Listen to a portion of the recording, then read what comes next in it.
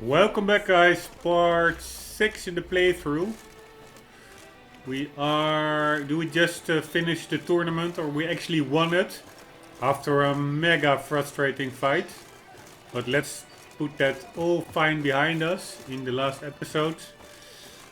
So we won the tournament and we are now pretty free to choose another side quest. Really cool. These shields. Stinky. Probably from all the defeated knights. Let's buy a flower. Good day. He doesn't have any. Let's see what we can go and do. Let's wait with the main quest a bit. Let's postpone it a bit. Don't really want to already finish it, because that really gives... I always find that a bit weird, doing side quests after you finish the main storyline. So let's first do the secondary quests. We could search for Professor Moreau, but I guess he is pretty far out. Yeah, he is... it's not that far, but that's pretty far. Let's see what else we have. Corvo Bianco restoration. No, we already did the first tier. The Isle on Lac Selaf. Weird that there is no required level displayed. Let's see where it is. Yeah, it actually is not that far. That seems like a cool quest. Let's read what we have to do. Geralt overheard a conversation between two knights. One of them had recently undergone a mysterious trial. This had played out on the shores of Lac Selavi. Let's do that one. I think the Isle is to the west. I guess. Why am I always pressing the wrong buttons? Yeah, it's to the west, but we have to make a 180-degree turn to get the right direction. Also, let's first see, probably we could use some repairs, because probably everything was pretty much... No, it's not that much damaged. Looks all pretty fine. Let's see, 90, 98, 98, 99. Actually pretty fine. Everything is in pretty good condition. We have a new sword. We could maybe try to get some rune stones for the sword, but yeah, let's just wait with that. I think that we are pretty good to go. Let's just get to the Lac Selavi. And if it was up to me, I would say that the Lac is over there. And whose horse is this? Is that my horse? Yeah, I think so. At least. Come on now. Is that Roach? Let's see if we call him, if he gets to us.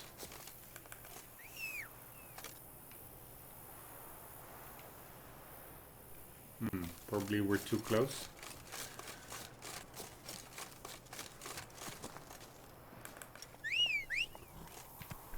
You see, it wasn't Roach. This is Roach. It looked like Roach.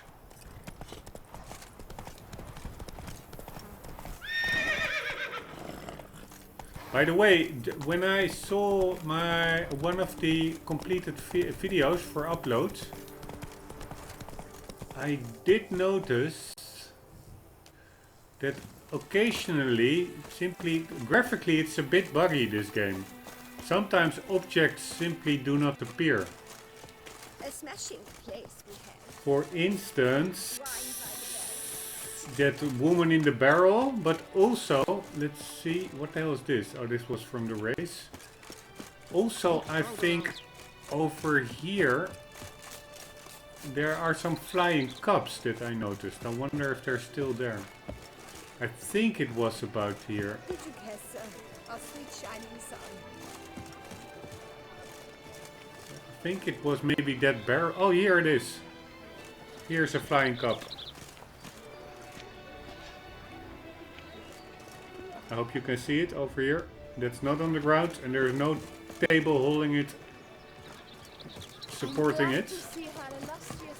So that's all a big buggy. But it doesn't matter. It's also a bit... Also this guy, what the hell is he doing? Oh, he's just holding his wallet in a really weird position. I thought he was supposed to have some kind of binoculars and that was missing or something. Anyway, I'd say that this is the direction to the lake. Yeah, we have to get a bit more to the west. I think if we go this direction we're good. Again, incredibly lush environment. Really cool. Very, very cool. And of course I did increase the grass draw distance a bit. Or actually doubled it. Which really is also good for immersion. I'm pretty sure that else over there, that little opening straight ahead, like in the middle of the screen, that would then, without that tweak, that would be totally low detail grass. So this really gives a sense of being part of a bigger coherent world, like larger draw distances. Anyways, what I am wondering about is where that actual lake is and who the hell these are. I think these are seasonal farm workers maybe. But I would say that we should already be nearing the lake. Okay, it's just the road to the left. Let's take this one. It's behind this hill. Or these hills. Art design is very well done. I've said it before. It shouldn't work in my book. This oversaturated and bright. But it does. And it's also a mix between fantasy, like the oversaturation, and also some realistic medieval reflection or like creations. For instance, Geralt's uniform or that family emblem or weapon, and that skirt that he has over his harness. It looks pretty believable in my book, and also the armor itself. Alright, this should be the lake, and that's the island in the middle. So it's a really cool mix. Of course, it's nowhere near as realistic the environment as Kingdom Come Deliverance, which I might do also a playthrough on once I have a more powerful system. But it's very immersive nonetheless, and maybe even more so because of its fantasy setting. I'm a big proponent of realistic graphics enhancing immersiveness. You could call it being a graphical whore, but actually I don't think there's any denying that better graphics generate a better gaming experience. Your brain simply has less time to focus on suspension of disbelief and more on the actual game itself, while everything your brain observes seems more true to life. So there's no conversion like, okay, it is a game, but let's believe it is real. No, your brain simply thinks it's real, so there's no energy wasted on that. Water, just like Like who? like a pond skater. Who are you thinking? No matter. I suppose you thought nothing else in life could surprise you, eh? Wrong. Alright, let's talk to him.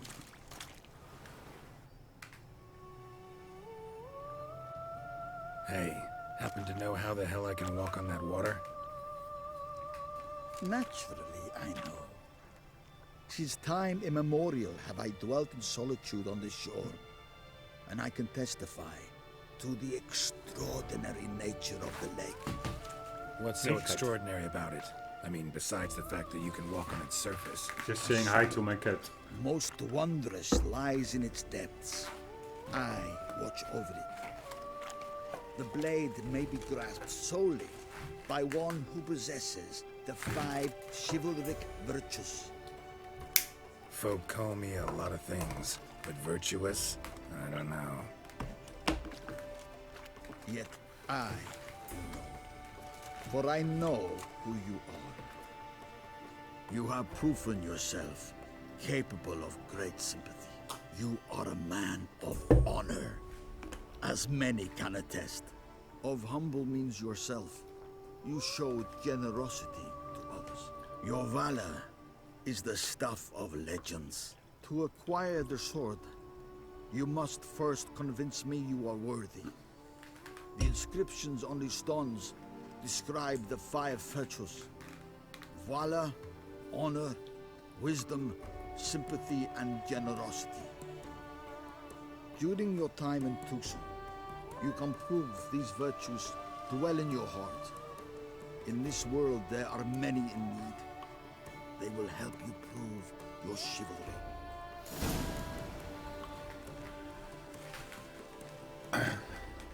I think it maybe would also be cool if they would just have given the sword to you here. Like this really weird place.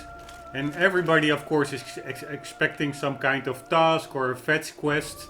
And then simply having that guy say, your reputation precedes you. You are worthy. I've waited for you.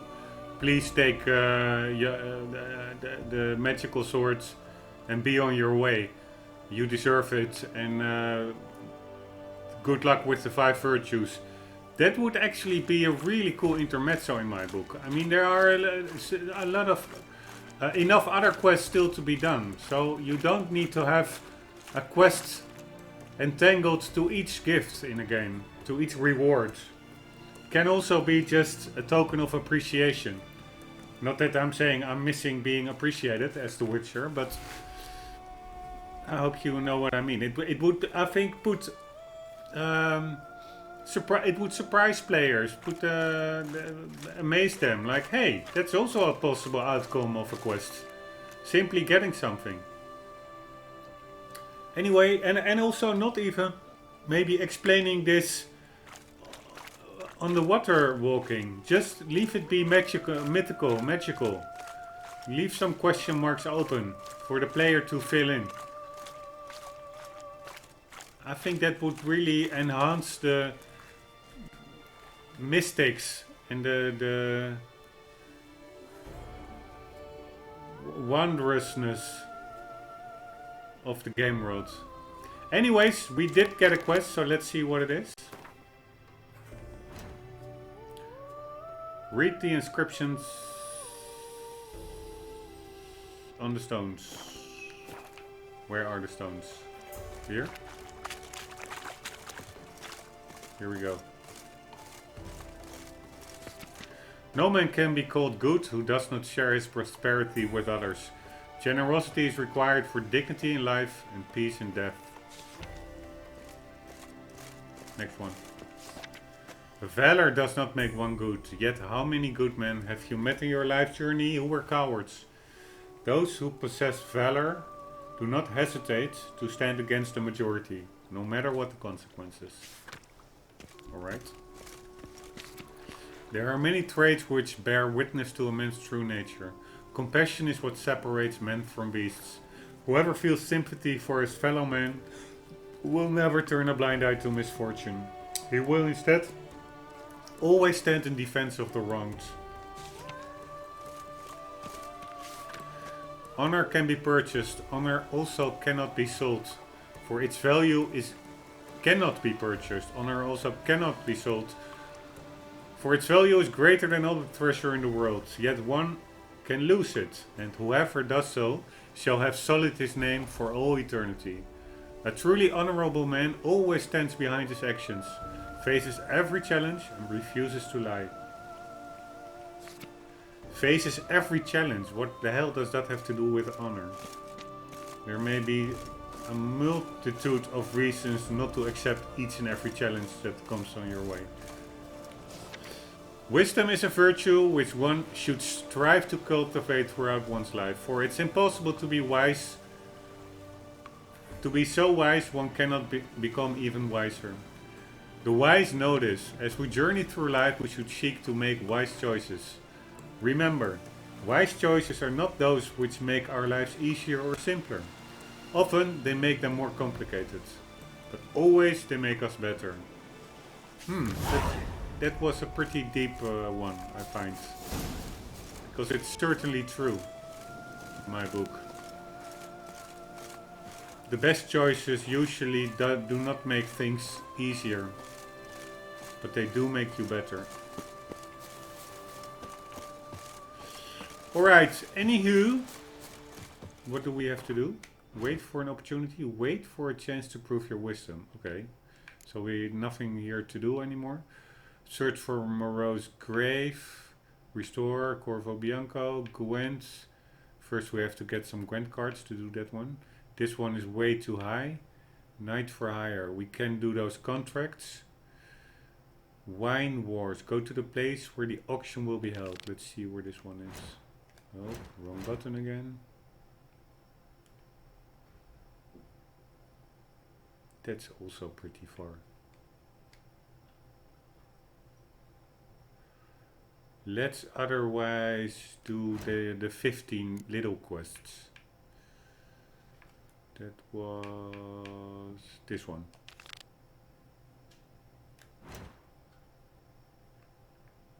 Is there anything close by? Yes, there is. In that little village. To the north. Let's get the hell over there.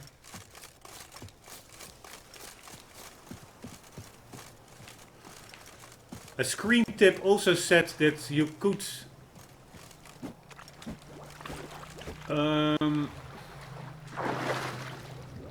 find treasures at the bottom of underwater. Like maybe here. A couple of florins, never hurt anyone.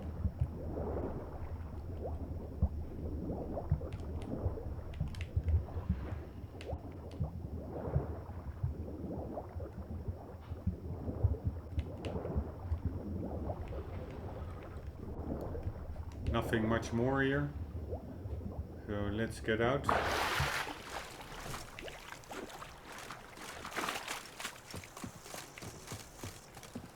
And let's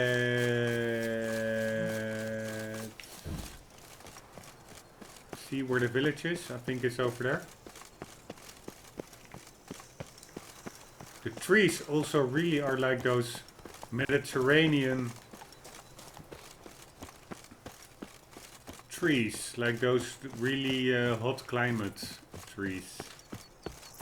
Also those on the African plains or savannas. I don't know what the English word is. Savanna. Like those dry plains.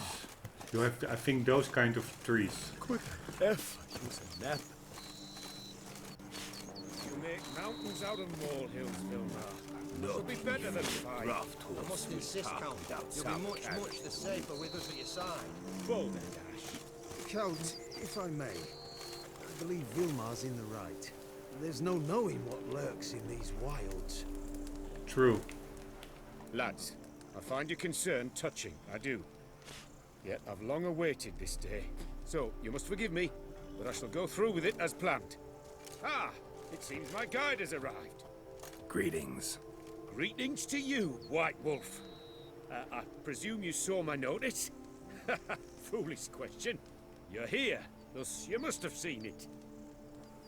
Forgive me, I should introduce myself. Count Belladal, a great admirer of your deeds. Thanks. Maybe we are not Something we Witchers hear often. at the correct one. Count, sir, do you mean to go off with just this Witcher? A right hardy fellow he is, no ponce, I'm sure. But your expedition's too risky on the whole. And not taking us with you's, pardon my saying it, right daft. You exaggerate, Vilmar. I believe I can manage to survive half a day without someone there to wipe me arse in my stead. My guards lament, Witcher, but you must forgive them. Now, to get down to brass tacks, as you've no doubt gleaned from the notice, I've a rather extraordinary proposition for you. I'm a lover, Witcher, of nature. A devotee of the wild. And Toussaint is home to several species not encountered elsewhere. I'd like you to accompany me on an expedition whose aim is to preserve them. Yes. Naturally, you'll protect me should the need arise. My ever-vigilant guards, see, will report any reckless behavior to my wife if I get so much as a scratch. And then woe will be me. I have the idea that this is a different quest. This is, I think, just a Witcher contract that we stumbled upon, but it's good anyways. Only a bit bummed out that we didn't read the notice, or maybe we did, but I don't remember anything regarding this task. Would have been cool if we read the note, because probably we would have gotten a bit more background and context from it, but whatever. Let's go ahead with this. What's this job entail exactly? Need to know who you are. Tell me more. Count Belladol? Famous poultry farmer, is that it? Well, that was my grandpapa. Dear man. But my trade is the wine trade. I import the finest vintages to Covere, my homeland. The very reason for my frequent visits to Beauclair, during which I like to partake of nature, let us say. Really need a witcher to partake? Got guards of your own. Take them, save some coin. I could, surely. But they too deserve a bit of rest, relaxation. Right, lads? Besides, I've plenty of coin.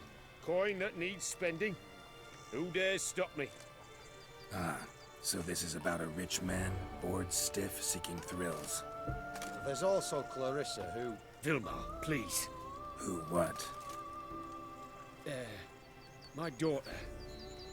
I always return from my travels with some souvenir or another. She looks forward to them tremendously. But we did not meet to chat about my family. We must discuss our venture, must we not? Need some details before I can say anything. Where are we going? What am I supposed to do exactly?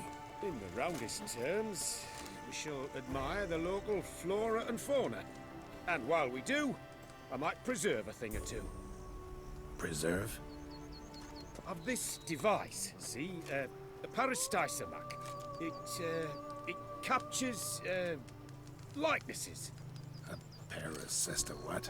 It's like a movable megascope, capturing moments, transforming them into illusions, based upon which I then paint a painting. So, you want me with you, looking at animals and flowers and... Well, that's more or less what it amounts to, yes. Except you will first have to track down the creatures I wish to capture. I know only the very approximate locations of their habitats. Well, and should any trouble arise, we'll have your sword at the ready, right? So, agreed?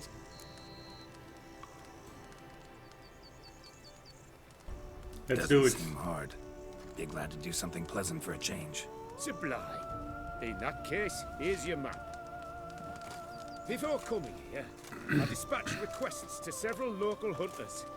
They located the habitats of the species of interest to me and marked out their ranges on the map. Good for you. It'll save us some time. Won't need to track. Ready to go? Yes, let's. The light seems perfect just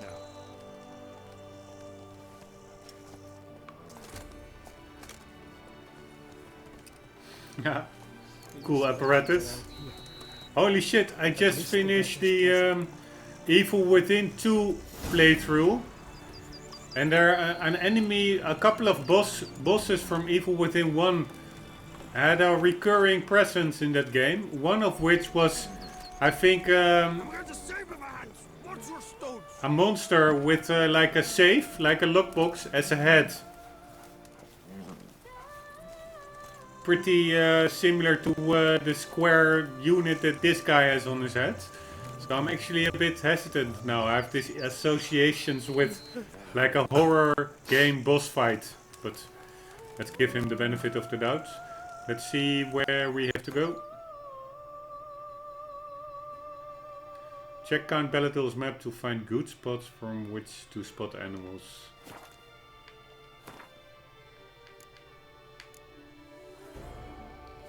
Where is that map?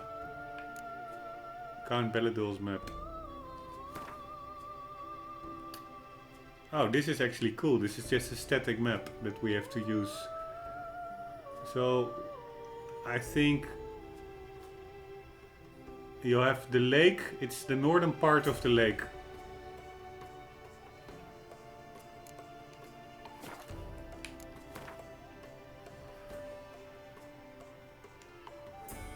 So I would say that's somewhere over here.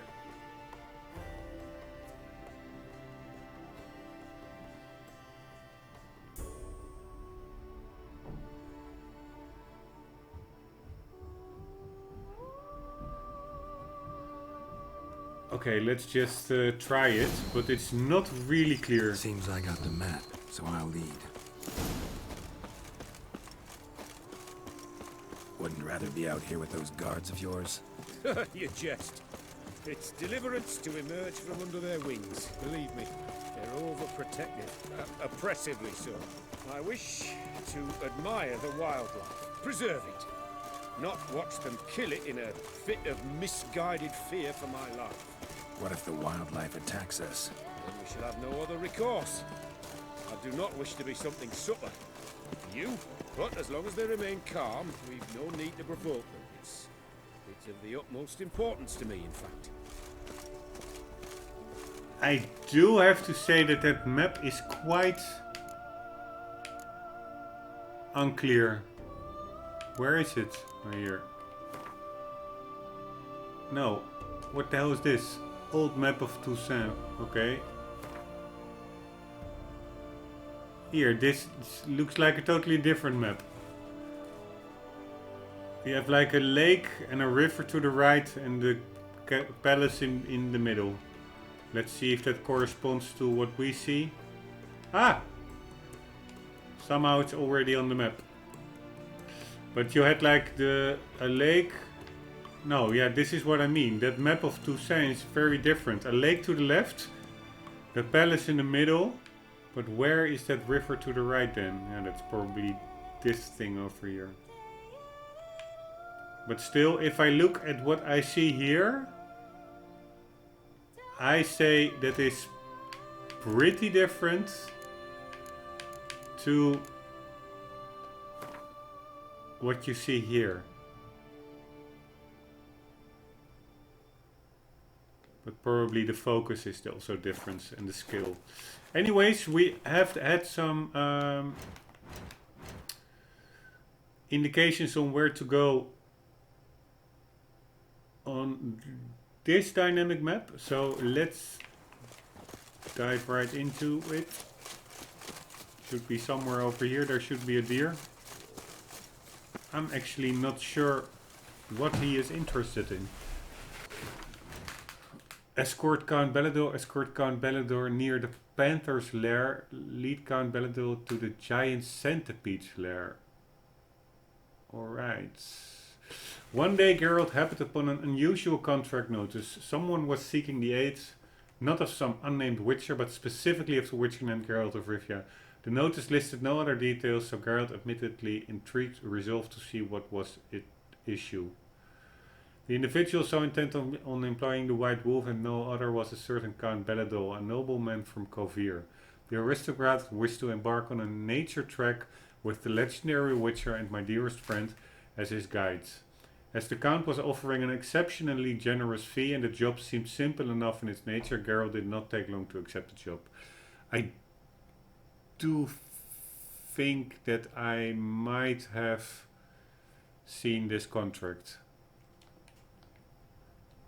And I do think that I had more Witcher contracts than only one. But yeah, that's earlier. But maybe... What's this? Fight the beach? The beast? Oh yeah. maybe this one was a Witcher contract. I have no idea actually. No, the tourney wasn't a Witcher contract, right?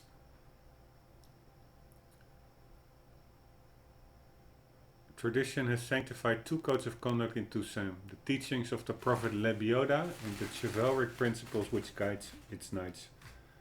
These latter call for young men to prove their abilities through feats of daring during tourneys. One such knight, Guillaume, sought to stand out from the rest by fighting a Shalmar and was injured as a result.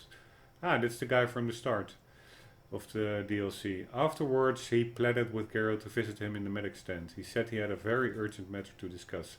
In the charming fairy tale duchy for its Toussaint commonly passes, love blooms and erupts into flames faster than in any other corner of the known world. I know what I say, for I too experience my share of beautiful, passionate moments there, with the painfully lovely Duchess Anarietta, no less.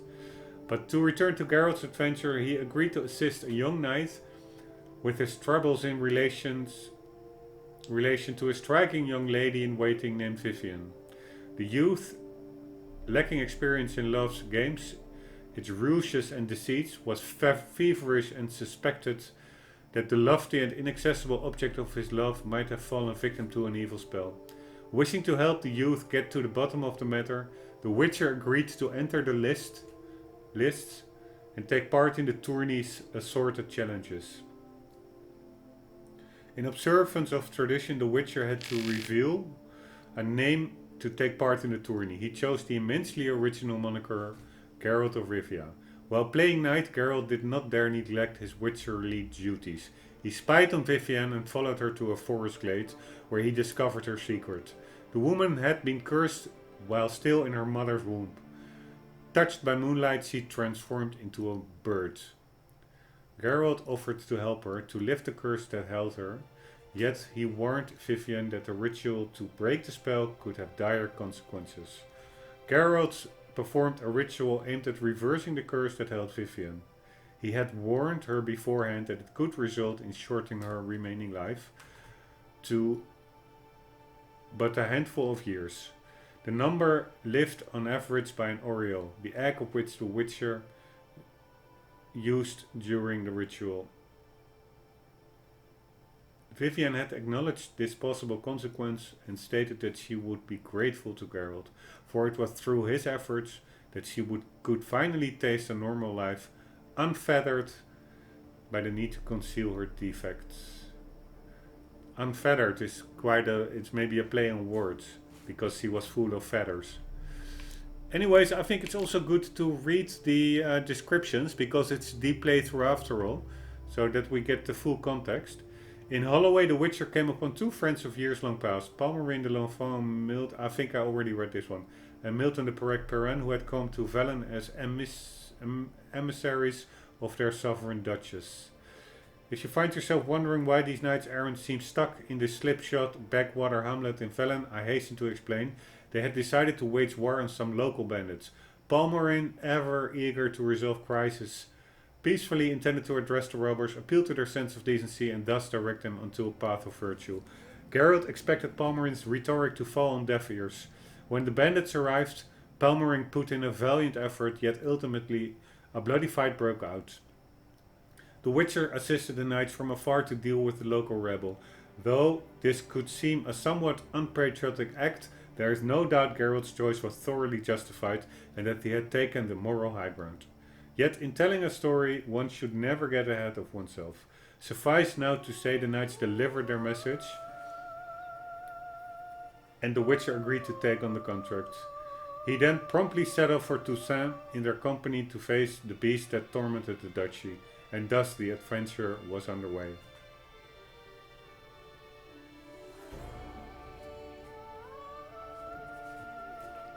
Okay, that was that one.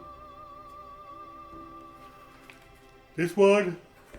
Did we read it? No sooner had Geralt arrived in Toussaint than he got his first taste of the local color. As he was clip-clopping along the high road, chit-chatting with Milton and Palmerin, a most unusual sight unfolded before his eyes. Here was a knight with all the expected accoutrements, charging headlong at a windmill. I think we already read this one, but whatever. The situation became clear a moment later when a giant strode from behind the windmill and charged right back at the knights. Before anyone could say only in Toussaint, the Witcher and all three knights were swinging away to brute amidst the freshly crumbled ruins of the mill and a herd of panic-stricken sheep. At long last, the giant lay defeated, and the men who had vanquished it could make their introduction, then engage in the kind of conversation that often happens over a fresh monster corpse. The young giant slayer gave the three arrivals fresh tidings. The beast had struck again. The body of its most recent victim now lay on a riverbank nearby. Geralt decided he needed to see it and explore the crime scene, while Milton thought it both wise and courteous to accompany the Witcher.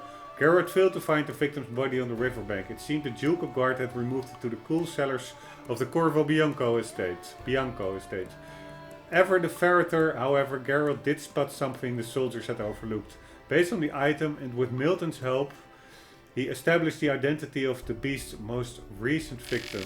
Holy shit, this is a long one.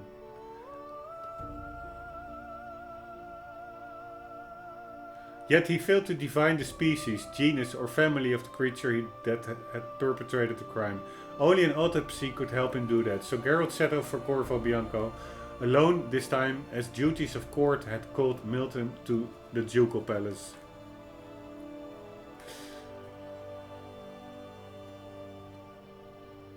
I'm just saving the recording. I have the feeling my PC could crash any moment, like it did yesterday. One sec.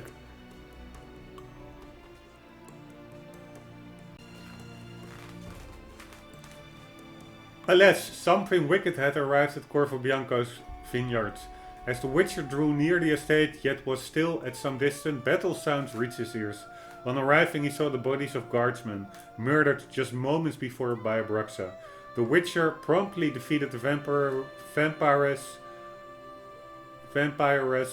who was not the beast itself but was clearly in league with it. Yet Geralt could not guess at the link between them, nor at the identity of the creature that had inspired the Bruxa's rampage through the vineyard. The Witcher needed information on the beast's previous victims. He supposed the Duchess might have this and thus set off to find her. Anna Henriette's time was precious. To get an audience with her was never an easy feat. Even more so in those days, as the Duchess was overseeing a chivalric tourney playing out on tourney grounds outside the walls of Toussaint's capital. Yet in the end, Geralt faced the one who had summoned him. As they related what each had learned about the beast, thus pooling their knowledge and hypotheses, they deduced the likely identity of its next victim, who could very well prove to be Milton the Parak Paran. Geralt and Anna Henrietta rushed like rabbits through the palace gardens. Ironically, at the time the gardens were the venue for a game of Hunt the Hare. Milton had been assigned the title role. The knights, having donned a bunny rabbit costume, sat hiding in the gardens, waiting to be found by the game's participants based on clues they could win by completing various challenges. Yet the Duchess and the Witcher could spare no time for such nonsense and set out to win the clues by breaking the rules. Having assembled the clues, Geralt and Henrietta had concluded that Milton was hiding in a greenhouse. They had set off to find him post-haste. Alas, they were too late. Amidst lush vegetation, they found Milton's rapidly cooling corpse.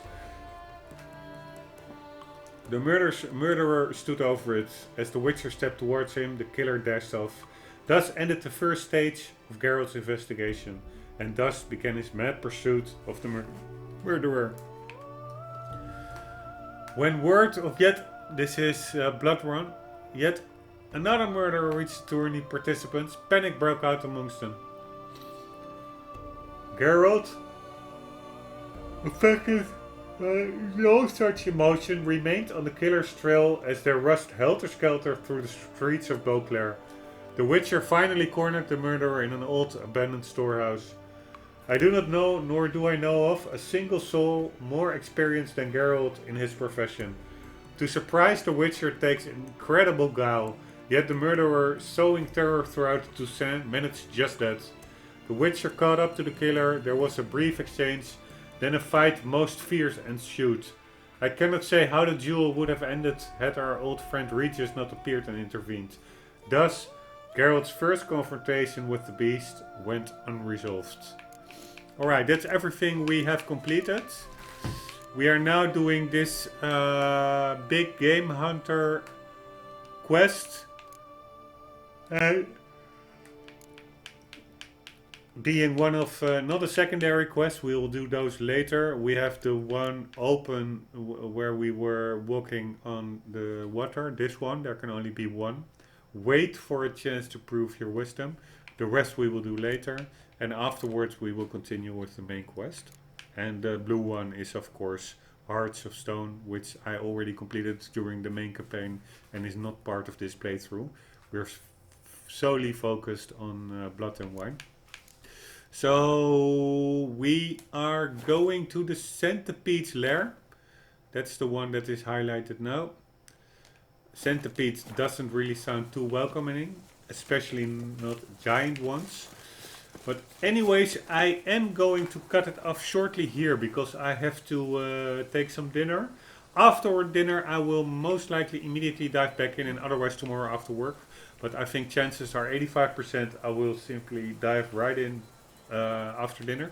So I will be back in a sec. See you.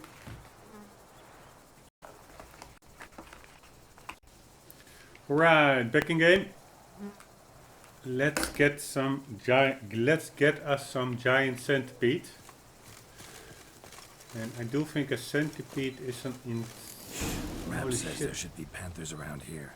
Stay close. Keep your eyes peeled. That's not a One panther. request, Witcher. Avoid bloodshed. If at all possible. Oh, that's what I actually really like. Like, don't be like the super aggressor hunter, but let live and let live. So avoid death if possible, which I am certainly a proponent of, especially when it comes to animals. I see a panther, I think, over there or whatever it is. But over to the left, there's also a bear, pretty big one. So there for sure is some varied fauna going on over here.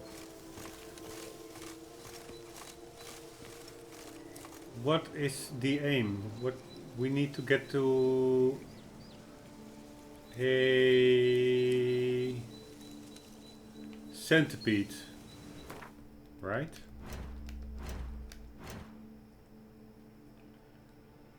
And we should be there now, approximately. Oh no, the circle that I'm standing on is, I think, our companion. I think we just need to strut on along, straight ahead. Hear that? Panthers. Frankly, I did not hear a thing. Clearly, your senses are far more acute than mine. I must rely on them.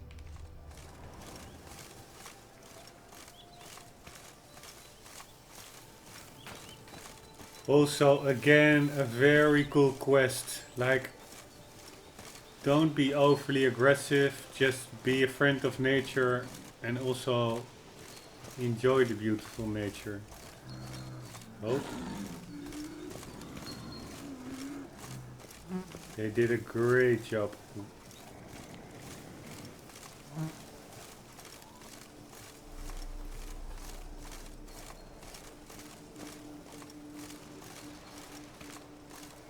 Hopefully the panthers remain cool. Cool and shabby.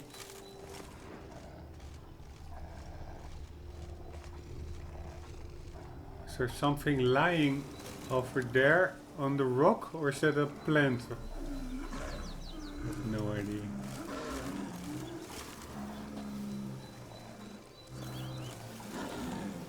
Is there something lying, or is that also a plant? No, that's a plant. And also on the rock it seems like a varn or something. I could check it out just to be sure.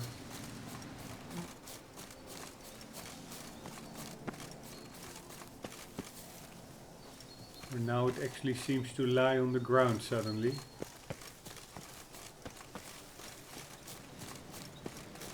Nope.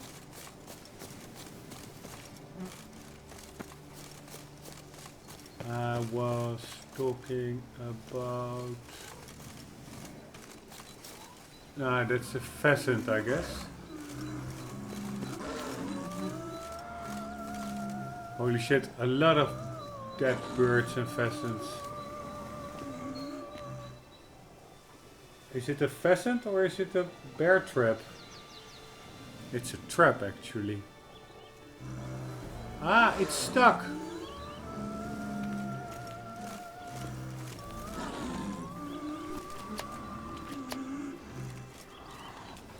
Let's take it out. Damn poachers. Snares. Looks like they were hoping for a bear. Panther got caught instead.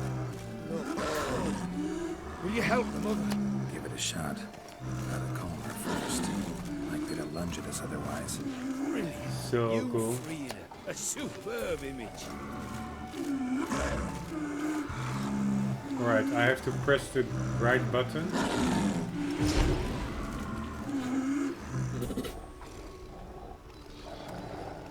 Such a Folk cool... all witches heartless. This will put the light in her. Parasite might upset the animals. Better get out of here. Cannot abide poaching. Content you share my love for animals. Wow, this is amazing. Being the good guy instead of the Tomb Raider hunter and the Far Cry hunter. Got pretty broad interests for a man of the city. I suppose I dabble in my share of things. Wine, nature, painting. I imagine the life of a witcher must be rather more monotonous. With all due respect. It is. Never boring, though. I, for one, cannot fathom only ever consorting with the same creatures, day in and day out. Got a wife?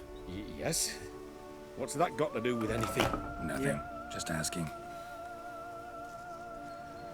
What a cool game, man. Except for the fight in the previous episode, but I'm slowly getting over that. What a cool game. I have way more sense of exploration somehow in this DLC than in the main game. It looks better. Maybe I was expecting too much of the main game, because just when it came out, the grass and the shrubbery looked pretty bad. I think they improved it in a later patch.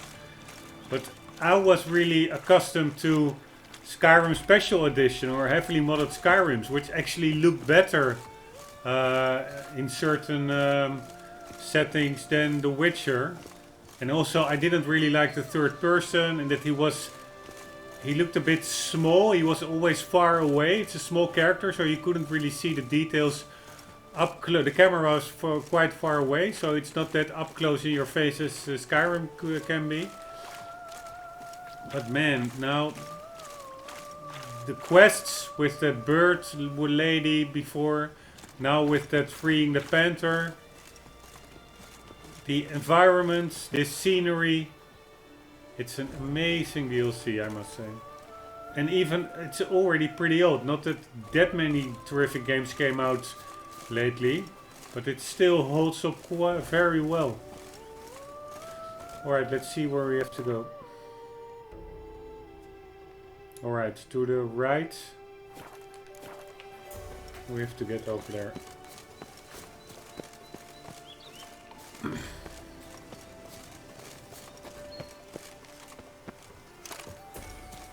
Let's just follow the path and then take a right. Holy shit. A cockatrice.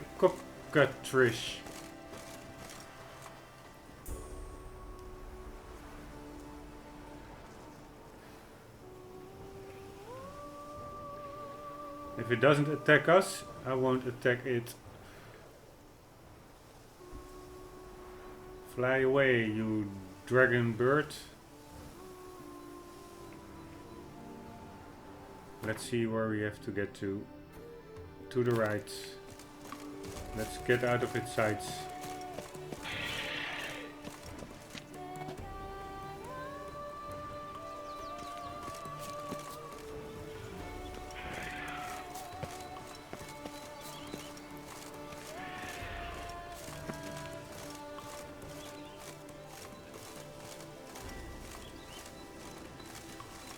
Where's our companion?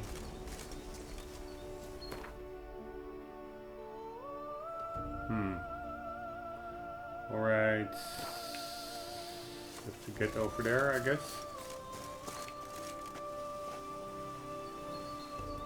Come on up, bro.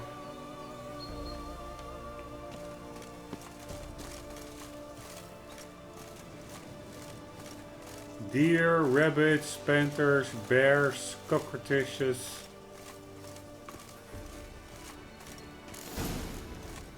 What the hell?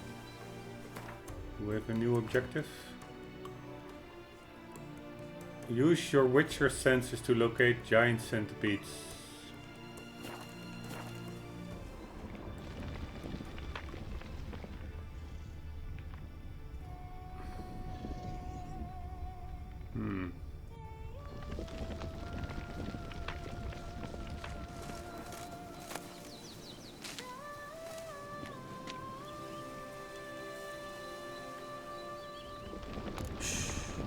There it is.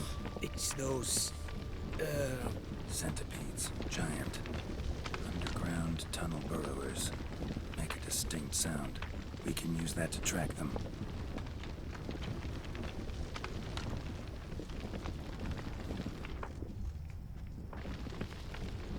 There it goes.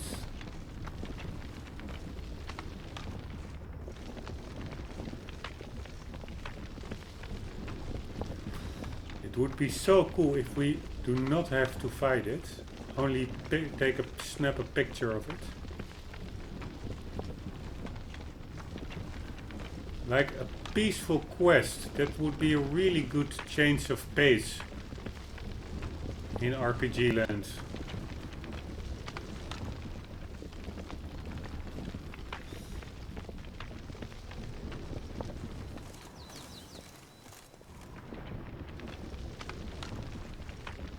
I think it will pop up and we will have to fight it, but... Sounds loud and clear here. Here. Must be near the nest.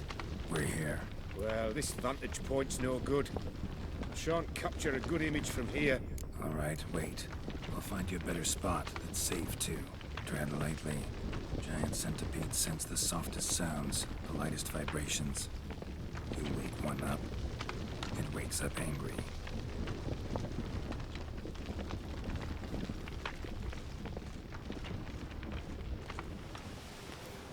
Alright, what's the plan? Find a place with a good view of the lair. Alright. We have a couple of places. Let's just go straight up ahead.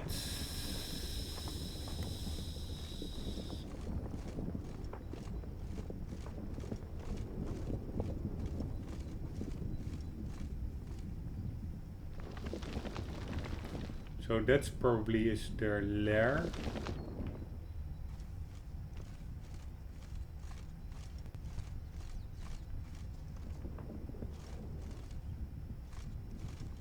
There's a building over there.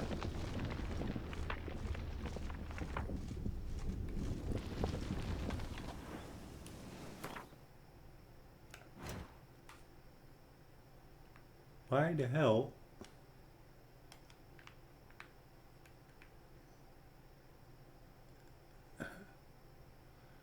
Escort Count Belladol and find a place, but I don't understand what to do. Find a place. What do we have to do? Escort him or find a place?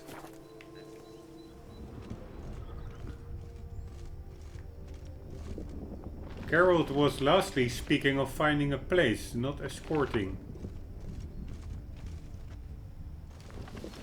Okay, I'm saving just in case to avoid the frustration of earlier sections where a cutscene triggered and you failed something and you really had to backtrack far to be able to replay it to succeed. An excellent day for capturing moments. What the hell is escorting him? What does that mean? Pretty sure they will. Okay.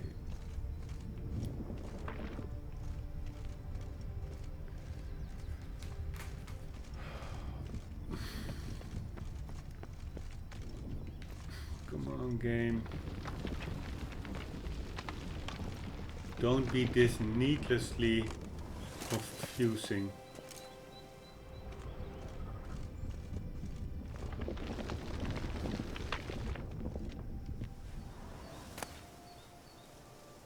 Alright, we have some boots. 5 orange, never hurt anybody.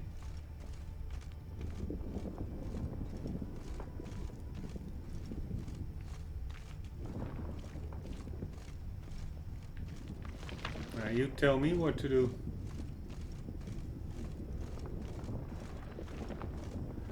If I interact with the guy, he just simply does a dialogue.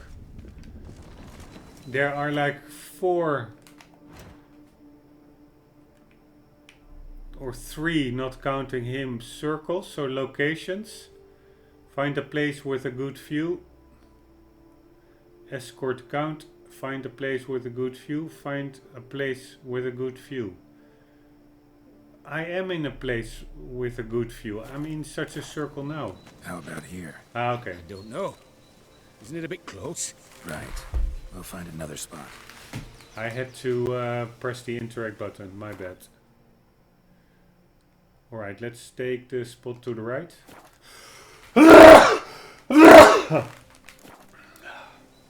Apparently there's a spot over here.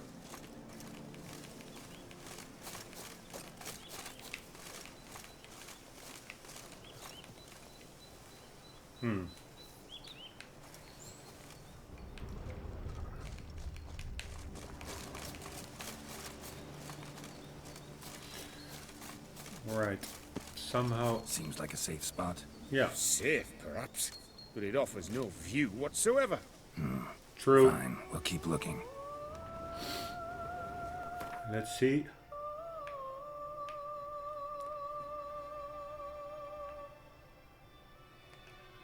Right. I think the other side is where the game wants to take us. Wants us to take him.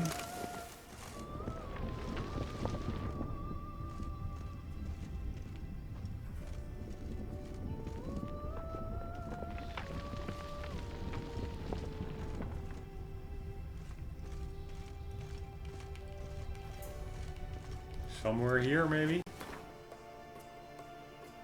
Yes, a bit more to the left. Probably on top of that ridge over here. Here, maybe. Distance seems right.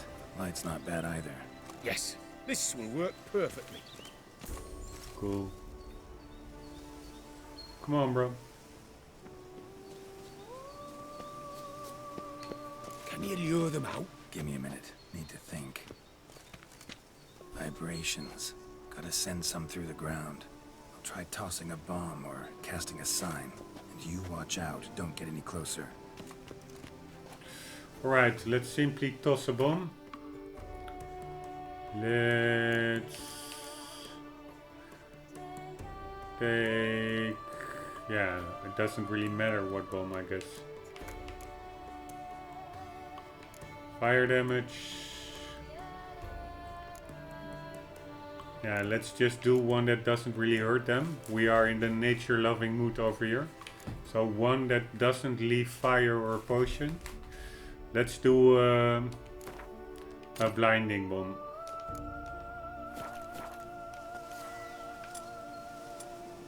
That one. And let's toss it over there.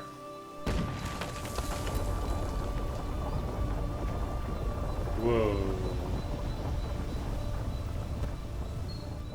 An excellent day for capturing moments.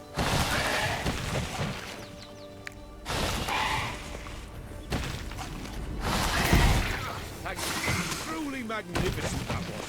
We can move on now. Wow, cool. Exhilarating. Positively exhilarating. Thank you. I've one more request. Local peacocks performing their mating ritual. I'd love to see that. Apparently, a flock dwells not far from here. We can go. Just don't count on peeping at them while they mate. Season ended a month back. Oh, it's terrible. I so wish to capture their splendorous tails in full bloom. Is there nothing you can do if they prove uneager to present? Perhaps challenge them somehow? Goad them? What did you have in mind? Don't have a tail myself, and I'm not likely to sprout one anytime soon. My thoughts were more along the lines of witcher magic. They say you can exert influence over lesser creatures. Yeah, guess I can try. Can't promise you anything, though. Splendid. Consider me contented. I cannot pinpoint the flock's location, but a hunter I know told me a few likely spots. I'll mark them for you. All right. Let's go find some peacocks. Right. Where are the peacocks? Let's see. To the back. Over there. I was wondering, why peacocks?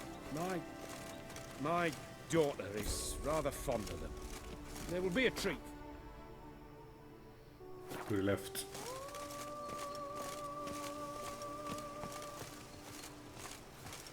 I'm not even running fast to get there. It's just cool checking out this magical forest.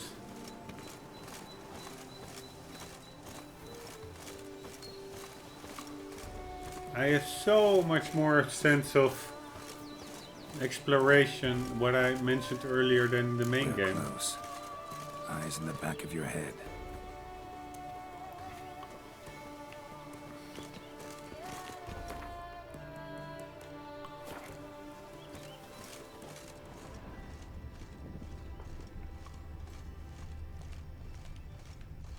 An excellent day for capturing moments. Ah, a peacock. A feather from the Rombbb, coated in suet. Cock shed it recently and the suet's got a distinct scent. Ought to be able to track the flock. A witcher in action. What a treat to watch. So cool.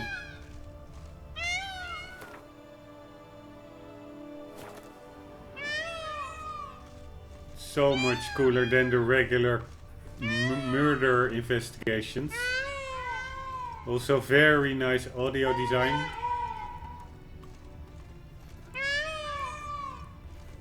Very cool.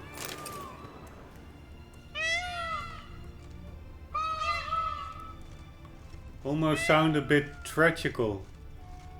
Those peacocks.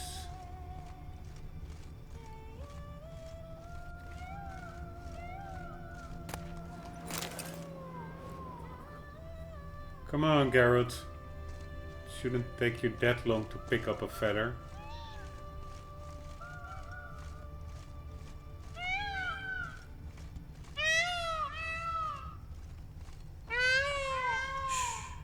Hear that? They're calling to each other. Fabulous. We're getting close.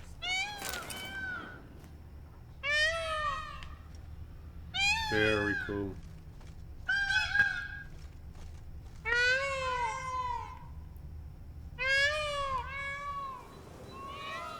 Alright, what now?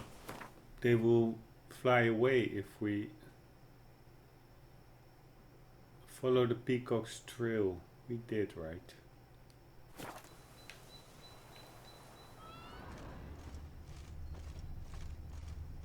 That's where we came from. Okay, maybe we have to get a bit more close. But I guess they will simply fly away. I will save the game, just to be sure. Just to be safe.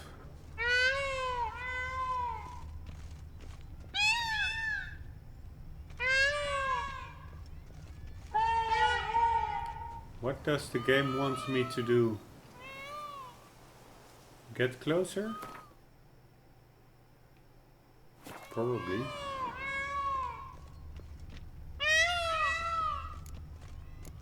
Oh, that's lovely. Now, if they could just splay the tails. See what I can do. Find a good spot. Ready? Use your magic, Witcher! What magic? I don't think Igni. I don't think Art. Or maybe Art, yes. Not Quen. Not Earden. Or maybe Earden. What do we have more? Art is the blast. Igni is fire. Earden is magical trap. What is the wind blast? No, that's Art. Art is the blast, Igni is fire, Earden is the trap, Quen is the shield. Don't I have a... oh, and Axi is hypnosis. Hypnosis. Yeah, maybe Art, but I'm not sure. Shall we try it? Let's try it. No. Let's see if we get a clue. Use the Axi sign to force the peacocks to open their tails. Alright, so it is Axi.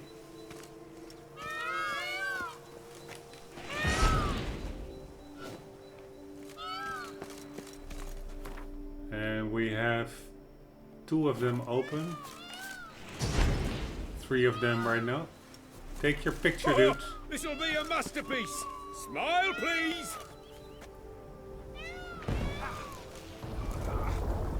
Holy fuck. Damn it! Where did they come from? Must have followed us. Get back! Get up! Save me! Kill the giant centipedes. Alright. I guess a centipede is an insectoid. And that was, I think, here. Yes. So that will be this one. Let's check the bestiary. Do we have anything on centipedes? Ah, cool. These were all those books that I bought to expand the bestiary already with entries without first having to defeat the respective monsters. So it's cool how to see how they look actually. It's also really cool. There are a lot of new enemy types, it seems. Barghusts. Vampires. Alps, Brookside. Detlef van der Eretine. That's the main antagonists. Flatters. Garcanes. Catacans. They were also in the main game. Proto-Flatters. The Bruxa of Corvo Bianco. Already killed her. Alright, but we do have an entry for giant centipedes, so that's good. Let's see what it does. Among the fascinating flora and fauna of the Duchy of Toussaint, one of also encounters creatures of the decidedly unpleasant sort, such as giant centipedes. Not only do these beasts look hideous to the eye, they can do colossal damage to the flesh as well. I decidedly advise against them. A visit to Toussaint, one of the many guides authored by Petrin Sapples. Giant centipedes are enormous insect-like monsters which can be found in many places in the world. They are particularly common in the lands, or more precisely under the lands of Toussaint. They often dwell in close comity with Shalmars, where a sort of a monstrous symbiosis has developed between them. Giant centipedes feed on the small creatures which eat Shalmar dung. Hard, chitinous armor covers nearly the entire body of a giant centipede. Sticking out from under this carapace are rows of hooked limbs. Giant centipedes are able to burrow into the ground with shocking speed, only to then appear back on the surface in another place. Once they select a target, they will circle it determinedly, trying to get close enough to deliver a blow. They attack primarily with their powerful mandibles, but they also possess glands allowing them to spew acid. The greatest obstacle when fighting giant centipedes is their thick armor, which deflects most blows not only from weapons but also from magical means, such as those dealt by simple spells or witcher signs. When attacked with a weapon, they will often parry the strike, then quickly reply with their own forceful counter. Thus, the best method for fighting them is to catch them in an Earden trap, keeping them from protecting themselves with the armor or burying into the ground. Cool. So we do have a very handy tip. Earden and insect oil. Okay, let's get out of here and let's quickly save the game. Oh, I cannot save.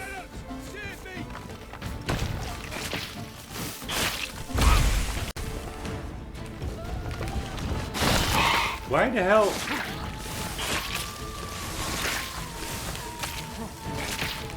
Do not look in my direction. God damn it! I'm using the wrong shot. How do you call it? Shortcut. Key combination. I always forget the name of that. Okay, what the fuck is Earden? I forgot. This is the blast. This is Axie. This is Quen.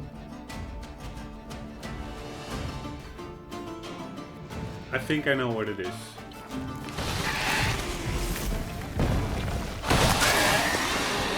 not look in my direction.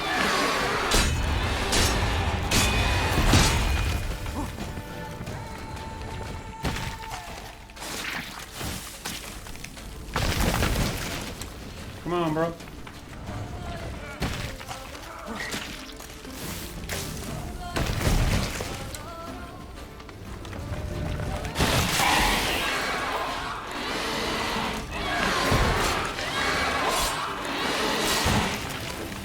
Ooh, that went pretty well.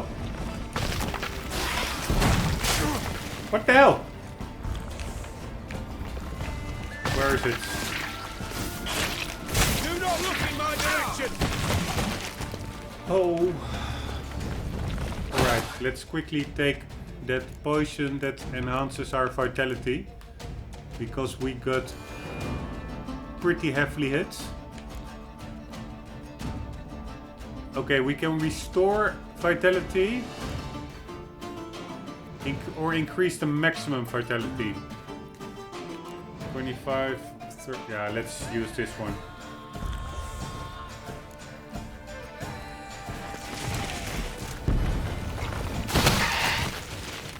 Where is it?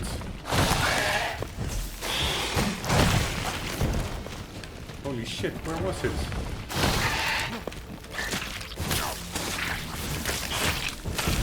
God damn it!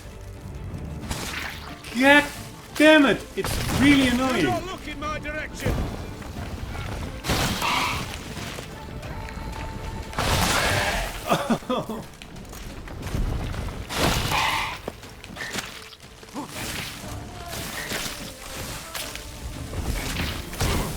Oh.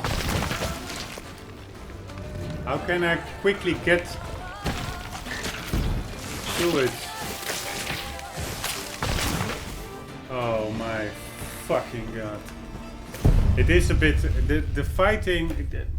I now immediately have like this flashback to that frustrating fight in the previous episode. It is a bit annoying because the controls are just a bit clunky. I'm not blaming my bad. I'm not a good gamer by the stretch of the imagination, or not at all. But so I'm not trying to blame the controls to compensate for my lack of skill, but I'm trying to roll through it, but then it immediately blasts me with poison. You simply hardly have any time to cast that trap in between the spit firings. So it's... Yeah, okay, maybe it's just my age that I'm getting a bit too old for this, but I simply don't find it fun. It's not challenging, it is more frustrating than anything, but yeah, probably it's just me. Let's try again.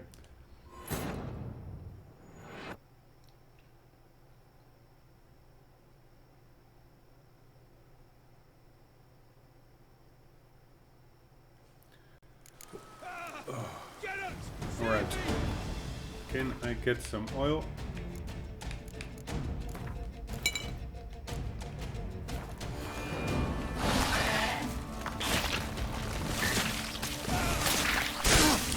Here.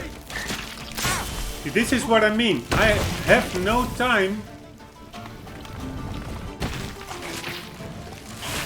to cast that freaking spell.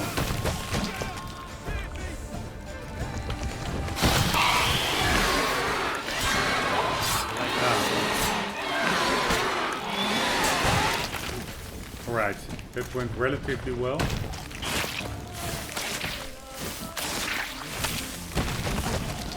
Okay, so you have to...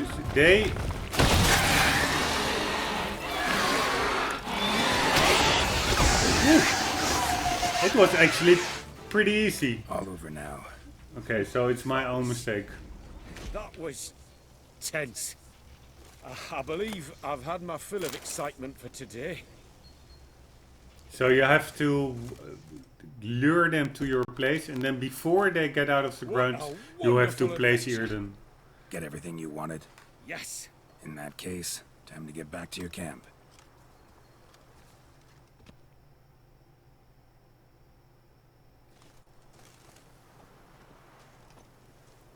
Man, it was actually Returning way the Lord easier to than I you, expected. Safe and sound. You've our gratitude, Master. You see, lads, there was nothing to fear. Thank you, Witcher, for looking after our day count. Seems the jaunt did 'em wonders. Breathed some new life into 'em. Wait here a moment, Geralt. I have to fetch my coin pouch. Pay my dues.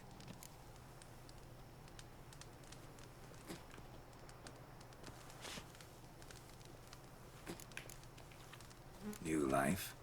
He was feeling down? Made no mention, did he? 10 years back, his last, Clarissa's her name, took a spill off her horse. Been bedridden ever since. Cannot walk of her own. She'd been the life of the house before the calamity. A merry sprite what filled every corner with joy. Count would oft take her out on trips. She loved animals too. Excursions he makes now, or rather paintings he brings home. They's her only window on the wider world. Wow. Sorry to make you wait. I was dead chuffed to be able to observe you in action. To confirm for myself there that the tales about you were not exaggerated in the slightest. You show discipline, reliability, responsibility. I dare say you'd make the ideal business associate. It's a shame you've no interest in the wine trade. One day, maybe. Your reward. Use it well. Thanks. I've one other matter I wish to broach. In a few days' time, I shall exhibit my work for some friends, my coterie, so to speak. Would you come by? For sure. Why not, if I'm in the area? Splendid. In that case, I shall see you at my lodgings. I'm staying with a friend while in Toussaint, near a village named Francois. I'll be by. See ya. Very cool. And also that story was really sad, actually.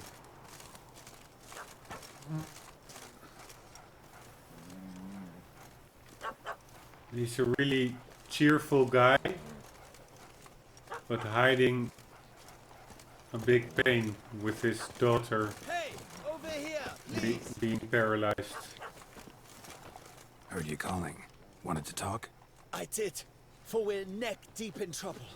Of the spider kind. Need a maid with a broom, not a witcher. You fail to understand. These are huge. The size of pigs or dogs. Black and hairy, spewing webs. Not talking about spiders then. Talking about arachnomorphs. I cannot take them on. What you will. You must smash the rogues, will you? I already... Those caves would be prime barrel storage were it not for the beasts. I already tried them. They kicked my butt. But yeah, let's see what we can do. Arachnomorphs don't look much like bunnies, but they sure breed like them. Best nip the problem in the bud. I'll look into it. Shake so bad, I cannot hold my tools. Also, let's see, because we were initially trying to get to that island in the lake, I guess. No, that was not it. That was the dude where we walked on water. We were initially trying to get over here to do one of those 15...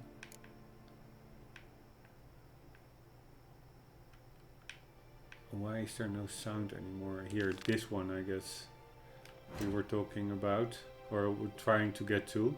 That was over here in the middle of this village, and then we ended up here. So indeed, we got caught up in that Witcher contract on, I think, our way to that village. That's all good, but that spider thing, what we now have to do, I wonder what the level for that is, because passing by Castle Ravello, Geralt came upon a vintner in desperate need of help. The kind of help only a professional monster slayer could provide. Yeah, you see, that's 40. That's probably the spider cave. Yes, it is. They are really hard, spiders. I noticed, especially when they're in a group. Only if I can cheese my way through it can I win. Let's read this. Letter from the hunter.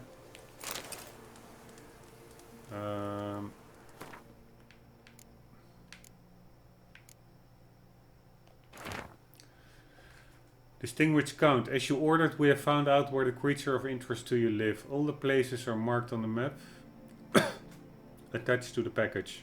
Notwithstanding, I feel obligated to warn you against approaching any of the dwelling places without an experienced hunter or hunters and at least several weapons.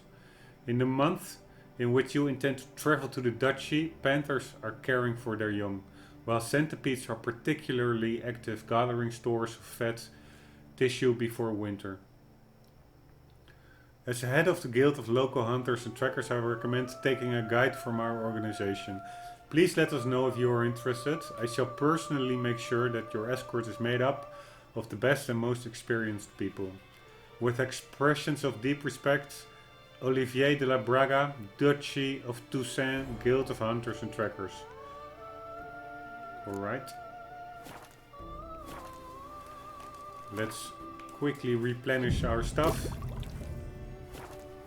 And also these notices lying about. There are way more of them. For instance, this account ledger than in the regular game. It's just, it seems it's on a lot of levels simply improved. Order for wine from Toussaint. Baron Aronioni, 2 firkins of SS, 1 firkin of Pomino. Note, if there's no Pomino, you can send MURS, nobody will know the difference. Master Bouivard, 1 firkin of Fiorano, 3 bottles of Ervelucci. Note, take an additional demijohn of Ervelucci for Master Bouivard's wife as thanks for her magical ointment for Clarissa. Miss Lucinda, 1 firkin of Carvaneri, 8 bottles of Vermentino, 2 demijohns of Coronetta. Note, she hasn't paid for the last delivery yet. So cool, these little things. Just for immersion. I'm not sure why there was actually a red exclamation mark on the item when picking it up. I think they are marked as quest items, right? That ledger, was it? Yes, it is. And also that hunter one. So that means 2 quest objects were like really close to each other here on these benches, which is also a bit weird actually. There's a big moon over there. And the dog, man, I'm getting more and more amazed by the amount of detail in this game. Anyways, let's try and see if we can have any chance. Can I take this, or is that stealing? And if I were to put up my wife as surety, I can take it. Let's see what our weight is. We still have sufficient carrying capacity. Also over there, there's a cool building.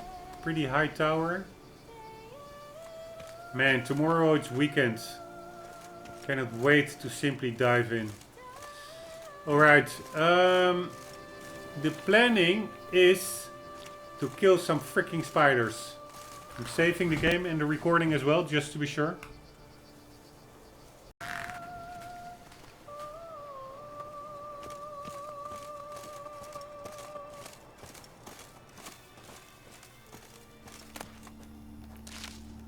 By the way, the new CPU, because I'm saving or the recording also to prevent losing my footage when my PC crashes.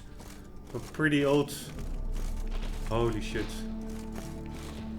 There's one. I have a pretty. I hope it will be. If it remains to be a single one, I'm fine. If they will bum rush me, I'm not fine. Anyways, my PC is pretty old and it crashes occasionally. I was waiting for the new CPUs and October 19th apparently is the release date. But man, does it entail an investment. Of course, it's not only an investment. It's of course just an entertainment apparatus for me. It's not work at all. But I wasn't expecting it to cost that much money. In the Netherlands, the CPU is set now for 650 euros, the 9900K. Then you need like, I need like an SSD, I need RAM, like 8 or 16 gigabytes. And I need a motherboard, like 200 euros. So that will be some 1000 euros for the motherboard and the CPU. And the RAM, probably a bit more, and an SSD. And then on top of that, if I want the 280 Ti, if I decide to take that one, they are also marked 1250 euros in the Netherlands. One of the cheaper ones. So that will come down to some 2300 euros, which I think is 26 or maybe if a bit more $100 for a gaming rig.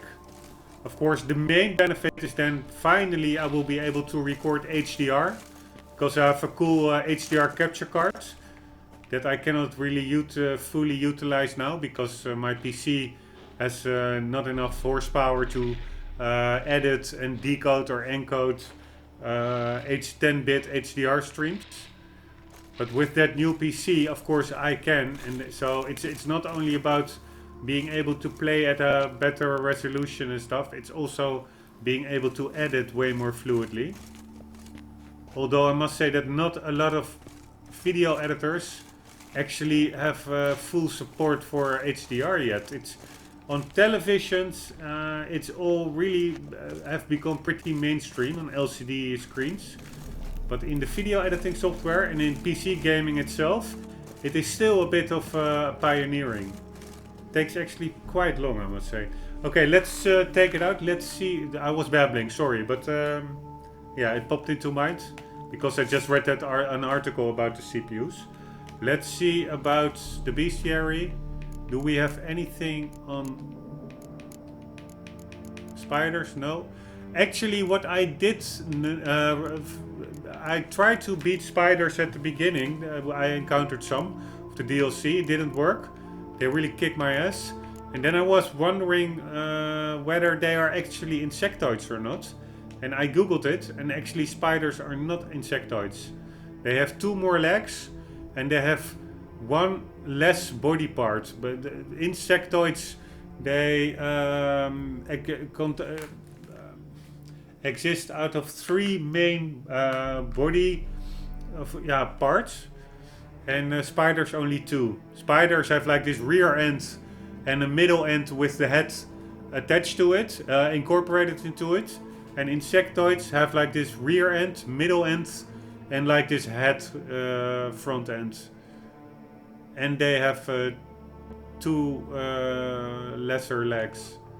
2 less legs. 2 legs less. So insectoid oil will probably not be that beneficial, but I wonder what oil you then can use. Hybrid? No. Not insectoid. Dragonite? No. Vampire? No. Necrophage? No. Beast? Probably. Cursed? No. Elementa? No. Relics? Yeah, maybe relics, if it are ancient spiders. Don't really know what a relic is actually. Spectre oil? No. Ogre oil? No. I'm just gonna go with beast oil. Maybe that is also the reason that I lost from those spiders. That I was using the silver sword while I maybe should have used the steel swords. Because there was one spider that I really... a small one that I hit with Oh, that one also goes to...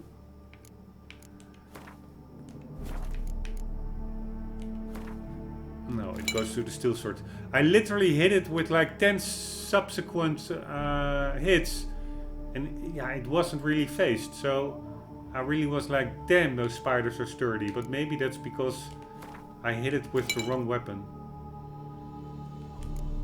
So let's try the other one. Let's do some Quen. Let's do some saving. And let's get the hell in there. Where is it? There it is.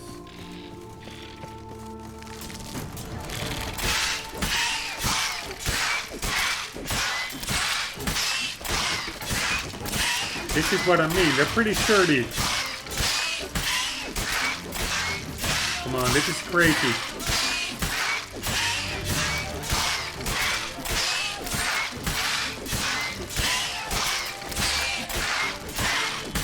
This is pretty crazy, right?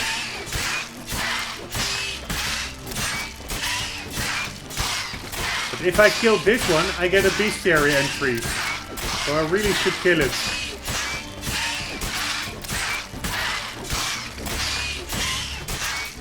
But this almost seems like a bug.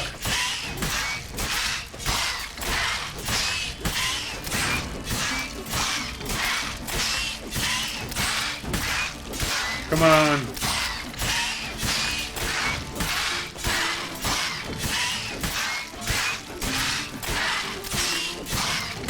Come on.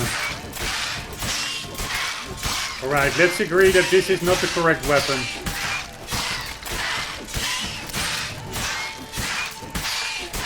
Come on. Even if it's not the correct weapon, you should be dead by now.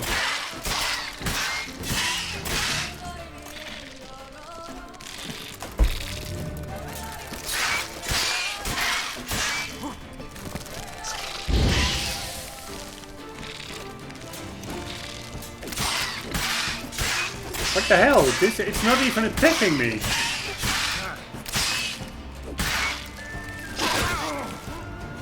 Holy shit. One hit. Yeah, that's also what happened at the beginning. It really was a one-hit kill. But, so that steel sword doesn't really seem the correct weapon. Let's be clear about that.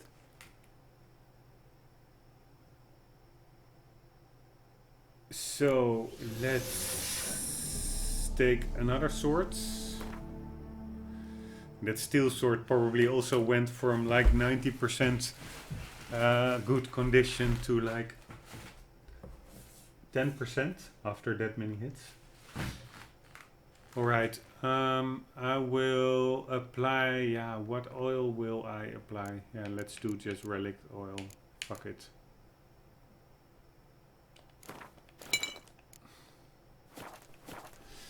And I will also try to get them into an earthen trap.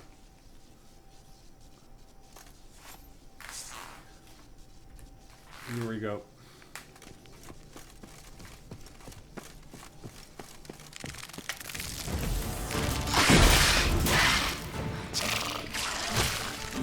Oh.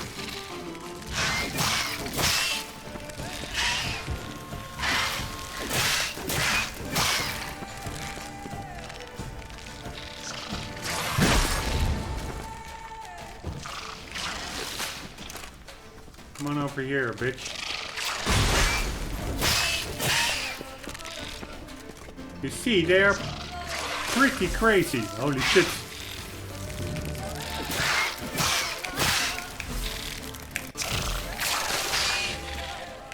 Eerden is really helpful.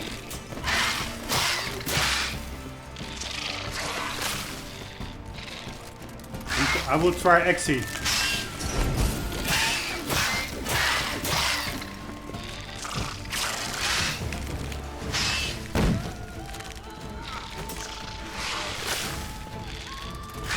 Man, Eerden is helpful.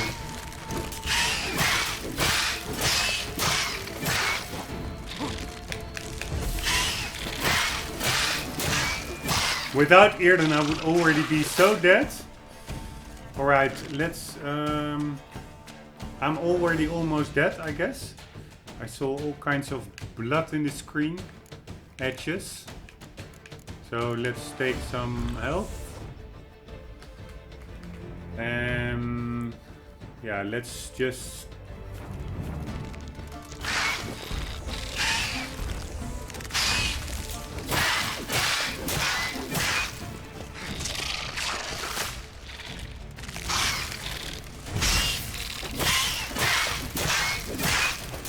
This is not funny anymore.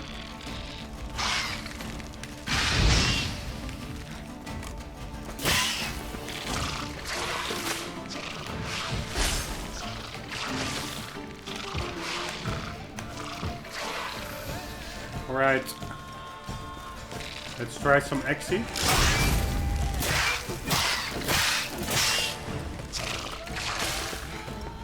This is crazy, right? It almost seems buggy in my book. Let's try some bombs.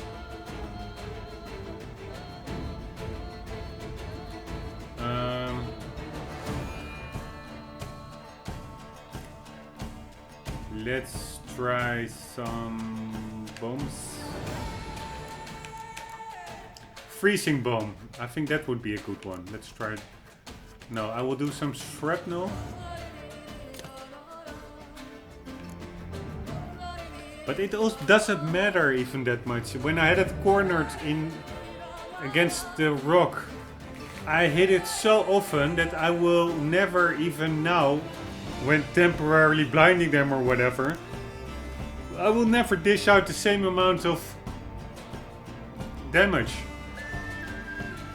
So it almost feels like a futile fight, to be honest. But yeah, let's see.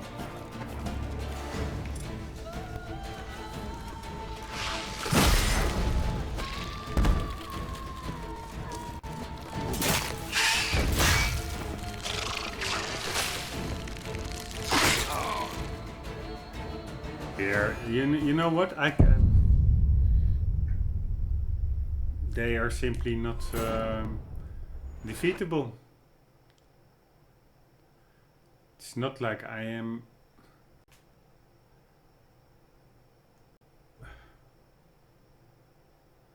It is not really like I am not trying or anything. What the fuck? Here, and you have a lot of them, huh?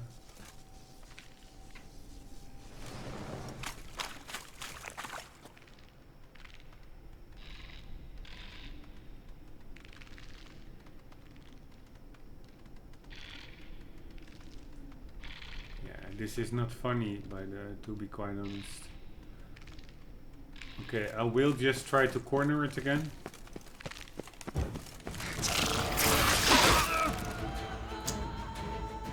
Yeah, it's just crazy. Those one-hit kills, even with Quen equipped.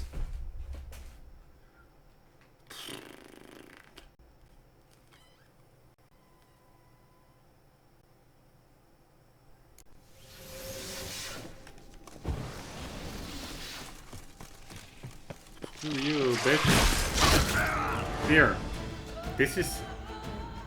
Okay, this is again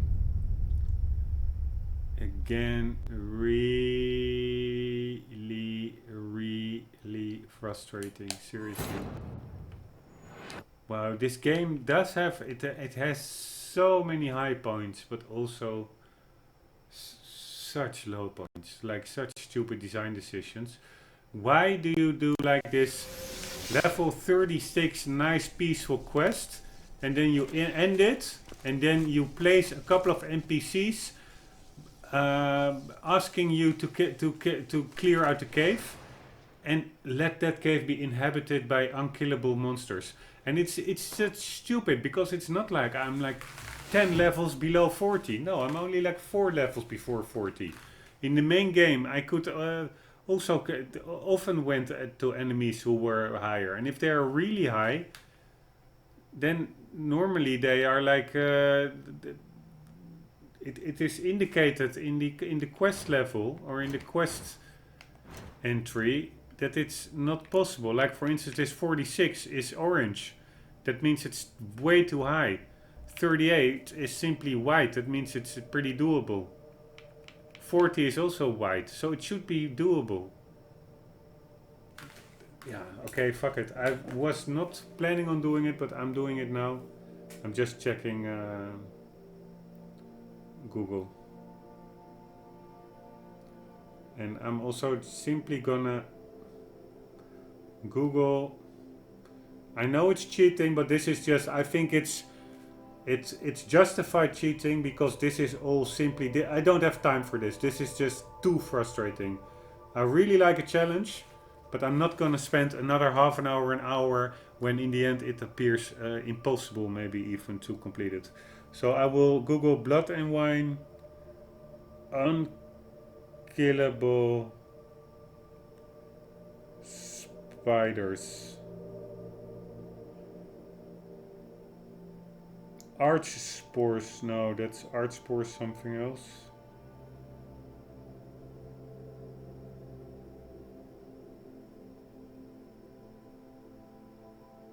Arachnomorphs reskin.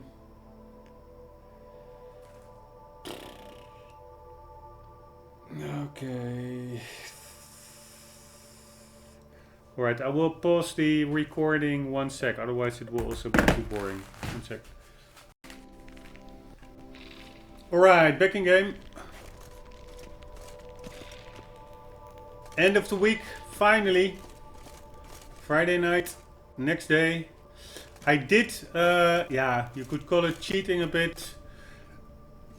I did look up on Google what's all up with these arachnomorphs.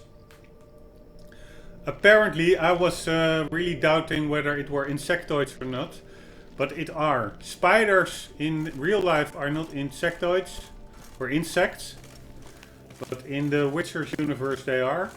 They are susceptible to art, so that is like the wind blast, and to axi, the hypnosis magical ability, because they to keep them in place, to have them stunned a bit.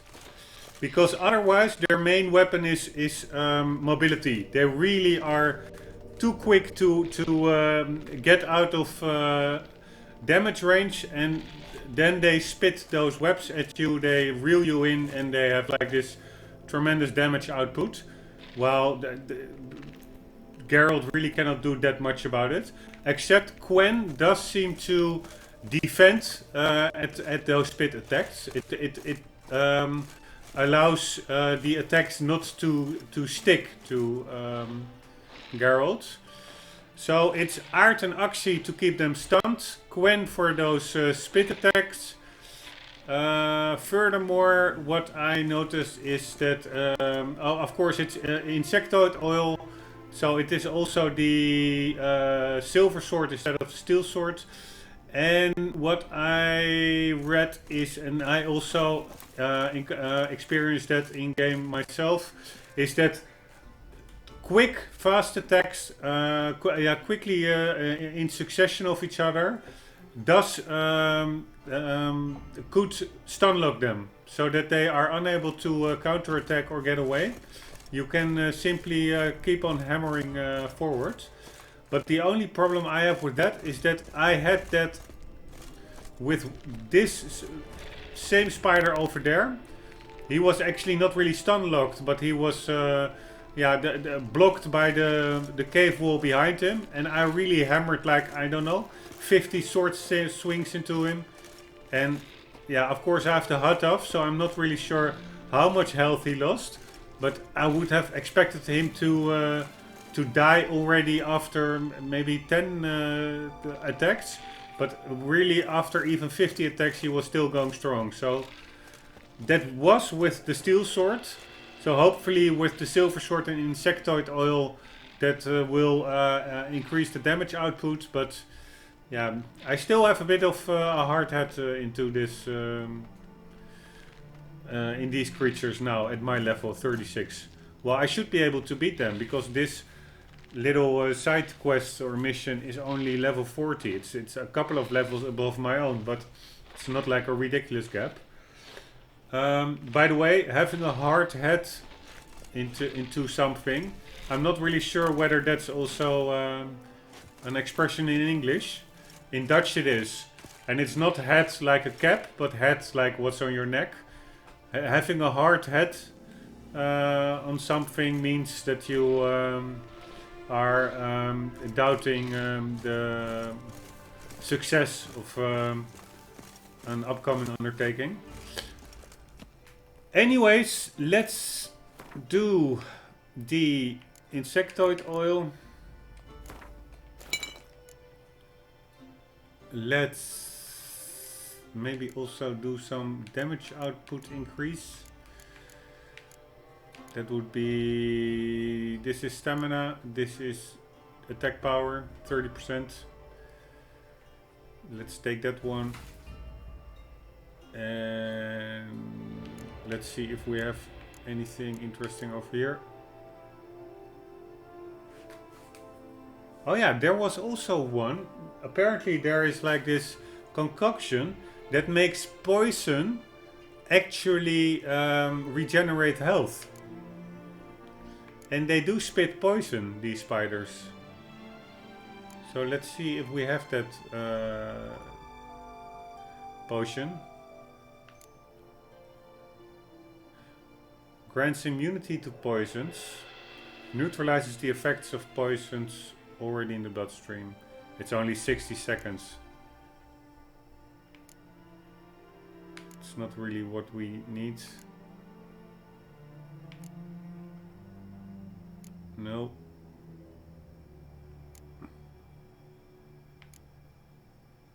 Increases breath. Combining attacks. I won't be combining Quen Shield. No, not that interesting. Maybe this one. No, that's the immunity to poisons, but I actually want to regen. It's only 60 seconds, so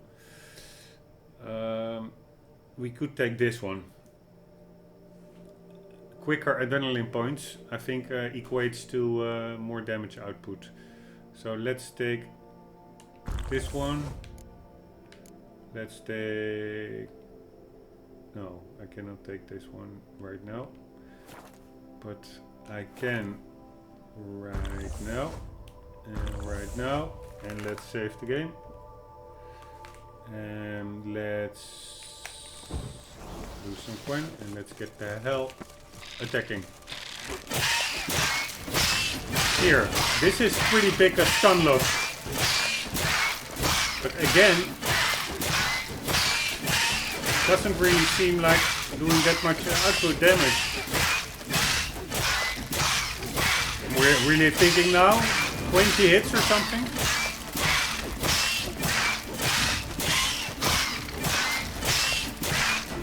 Going by the audio's sound, it seems it's insane, so taking damage, but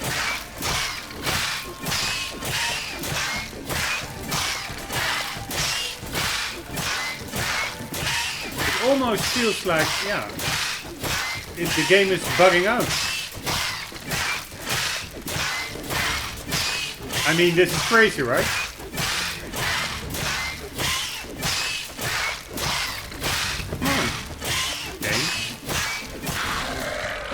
Holy shit. That's crazy, right? How much hits that took. There's no way in hell you could dish out that amount of damage just going, just in open combat without them being stun locked. It's crazy. But yeah, the good thing is, apparently it is possible to get to them, so that's more than I expected actually. Let's see how much damage that did to my sword. Yeah, 89. This one is going down pretty quickly in durability. Let's take some more insect oil. And let's see if we can get the other one.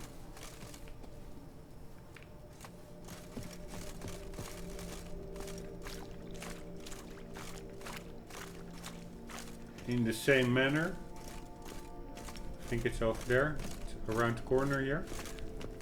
But what if there's one of those bigger ones that will take like an incredible amount of damage? If these little ones already take like 50 hits. Alright, we have a new entry. The spider shall never lie down with the fly. A fiery proverb. A similar saying could gain ground in our land concerning arachnomorphs and everything unable to flee them, meaning most every creature in the world. What does this mean? The spider shall never lie down with the fly, okay. A similar saying could gain ground in our land concerning arachnomorphs and everything unable to flee them. Okay, whatever. True, the tillers of the earth and fellers of trees need not fear them in their daily labors, for arachnomorphs, as distant post-conjunction cousins of common spiders, strongly prefer deep dark caves and unfrequented southern swamps. Anyone who does come across them, however, at best hope his conscience is clear and his worldly affairs are in order, for his life shall soon end, as not even the fastest man in the world can outrun them, and only a few witchers can hope to slay them. Even worse are the more aggressive and dangerous kind known as arachnomorphs colossi, which are capable of devouring an entire ox in seconds. Alright, this is also what I found on the internet, and that is insectoid oil, aard and axi. So let's keep that in mind. What the hell? And let's do some Quen. Save just to be sure, and let's get to work. Holy fuck, there are 2 of them. What do you expect me to do with 2 of those buggers? Simply not possible.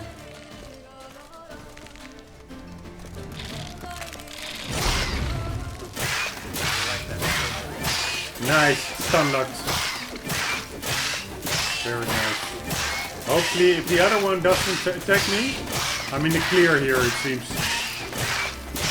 5, 6, 7, 8, 9, 10, 11, 12, 13, 15, 14, 15, 16, 17, 18, 19, 20, 21, 22, 23, 24, 25, 26, 27, 28, 29, 30, 31, 32, 33, 34, 34, 35, 36, 37, 38, 39, 40, 41, 42, 43, 44, 45, 46, 47, 48, 49, 50, 51, 52, 53, 54, 55, 56, 57, 58, 59, 60, 61, 62, 63, 64, 65, 66, 67, 68, 69, 70, 71, 72, 73, 74, 75, 76, 77, 78, 79, 80, 81, 82, 83, 84. Okay, and I only started counting when I was at 10 or something. So they take like a small 100 hits. That's just crazy. And these are the smaller ones, huh? These are not the big ones. It's simply stupid. Let's see how much one spider kill damages the sword. We were at 89 and we are now at 78. So it diminishes 11% of the sword.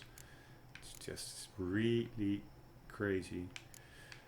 Alright, let's do some more of this. Let's repair the sword. That's actually a good thing. I think we can repair in the field. 15% durability. We are at 78, so we require 22%. 40. No, then I can better take twice 15. So let's use it and another one. Alright. That was about that. Let's take some attack power and stamina and save the game and some water, and here we go.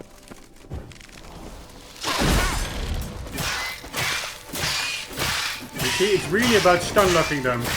7, 8, 9, 10, 11, 12, 13, 14, 15, 16, 17, 18, 19, 20, 21, 22, 23, 24, 25, 26, 27, 28, 30, 31, 32, 33, 34, 45, 36, 37, 38, 39, 40, 41, 42, 43, 44, 45, 46, 47, 48, 49, 50, 51, 52, 53, 54, 55, 56, 57, 58, 59, 60, 61, 62, 63, 64, 65, 66, 67, 68, 69, 70, 71, 72, 173, 74, 75, 76, 77, 78, 79, 80, 81, 82, 82, 83, 84, 85, 86, 87, 88, 89, 90. 90 hits.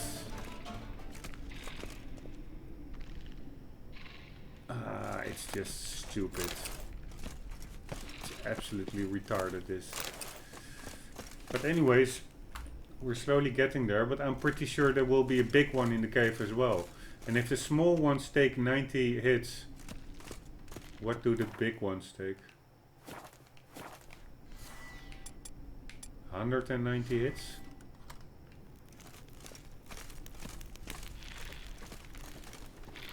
One over there.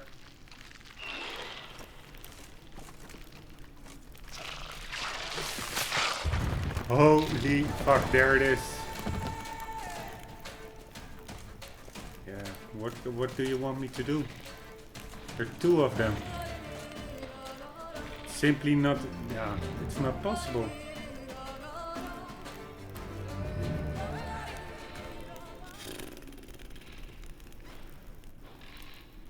It's simply not possible.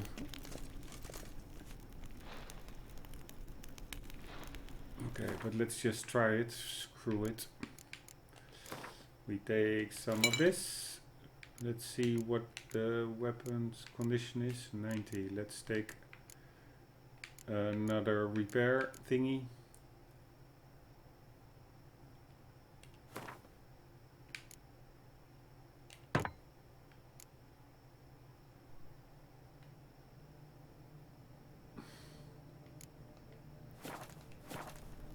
What do you want me to do?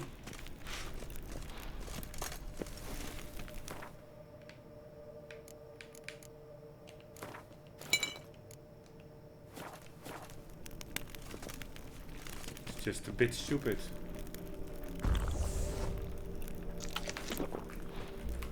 But let's just see what happens. Screw this bitch. Hopefully the other one will not attack. If we stun lock this one.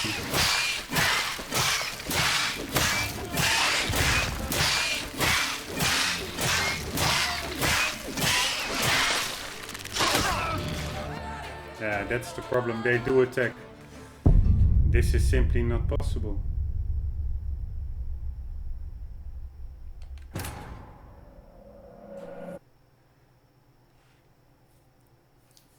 The only thing to do is lure them one by one, but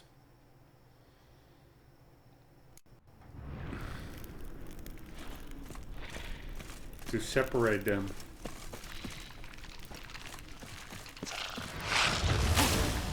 Holy fuck. Okay, let's take some cat. Enhanced cat.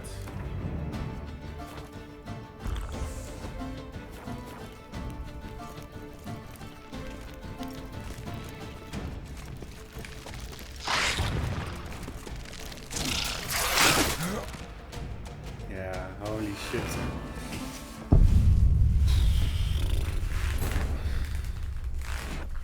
Huh?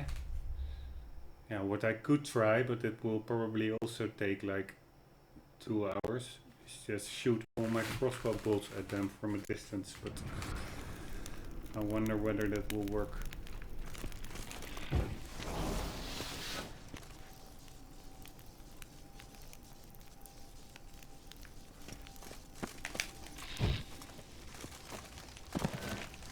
Come on, bro.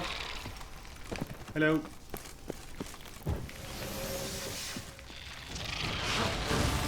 Come on.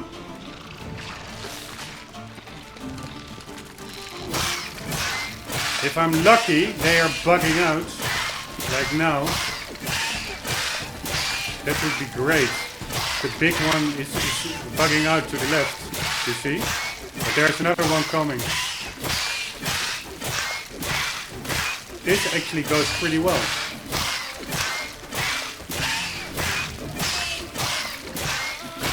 This goes super well.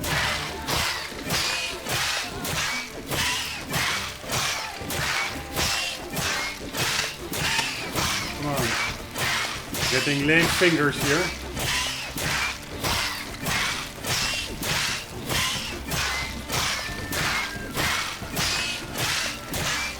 Give me some lovin'.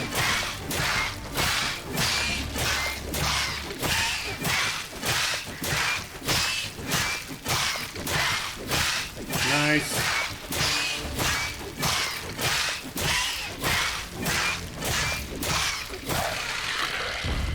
Holy fuck! No, no, no, no, no way, no way, no way, no way. Okay, that's good. Woo! Holy shit. That was luck on my part, saving this game. Alright, and saving the recording just to be sure.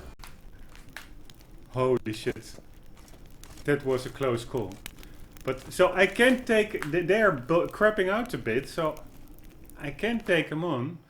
But I wonder if I will be able to also stun lock the big one. I doubt it. I think only the small ones. Alright, let's repair the swords.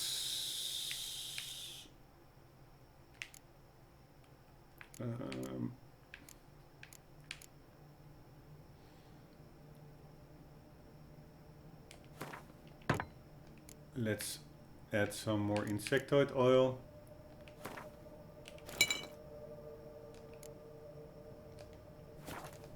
Let's get some more attack power and stuff. Let's save the game. And here we go. Hopefully we have another luck. I doubt it, but you never know.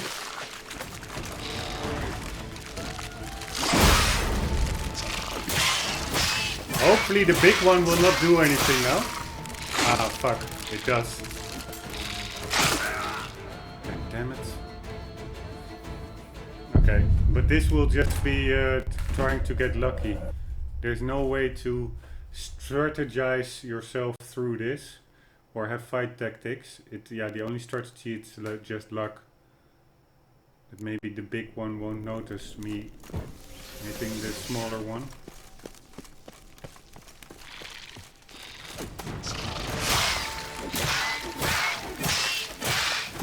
Like now? Ah, shit.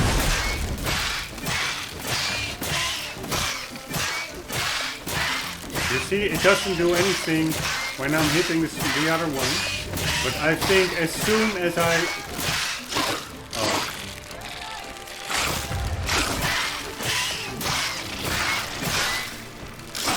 Yeah, fuck this. Holy shit. Probably this could take a while, so, and it's pretty boring to watch. So I'm not really sure whether I will will insert a timestamp. But yeah, if it gets too boring, just skip ahead a bit in the video. Holy fuck! Wrong button.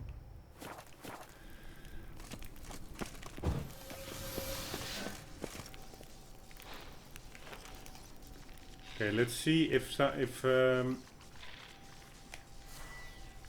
crossbow will work. Broadhead, split, blunt, unlimited. We have 88 blunt bolts, 100 broadhead bolts. Bleeding effect. Why not? Sounds good. Let's turn the HUD on. This is also stupid. I will not have enough cat to keep them lit up to know where I should shoot for probably it will take so long that I will have to spend all those cat potions. And more probably I will not have enough until it's before it gets killed. They will run out. I will run out of those potions. Anyways, let's see what we can do.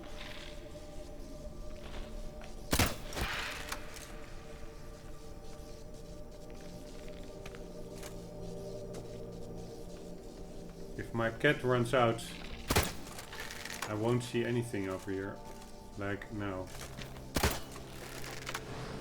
Oh. Oh.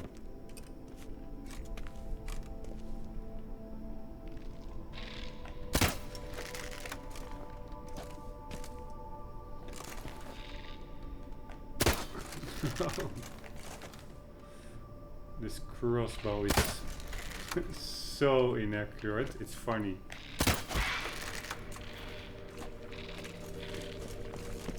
Maybe this is a good way of luring them here.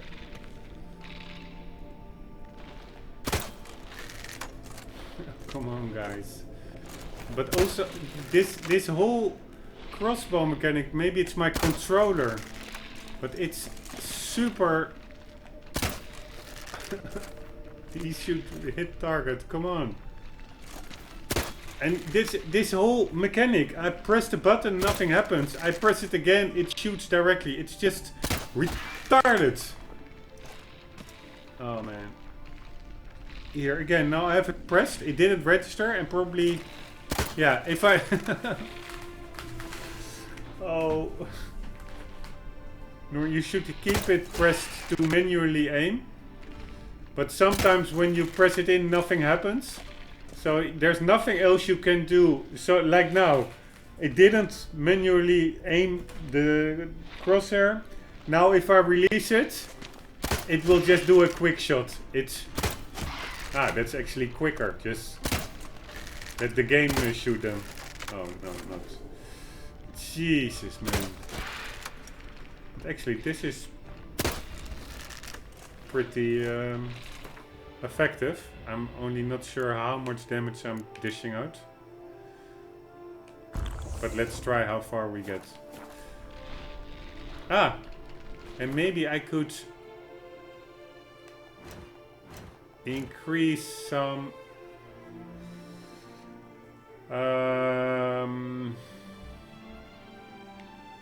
crossbow damage. Time slowed. No, I don't care about time slowed. Each bolt that hits target adds adrenaline points. Increase crossbow critical hits. Critical hit dealt with crossbow. Disable monster special abilities. Yeah, it's all not really to write home about. These are potions. Brewing. Oil preparation. Bomb creation. Mutation.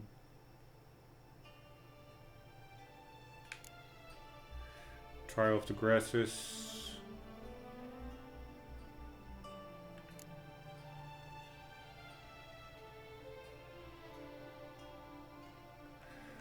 Alright, oh. Wrong button again. Alright, do we have something with the crossbow? I did remove one of the crossbow, this one I removed. Here, this one we for sure need. 25% more damage. So we will put that. Yeah, where shall we put it? Yeah, in the vitality section. Because vitality doesn't matter anyways. It's a one-hit kill with these spiders, mostly.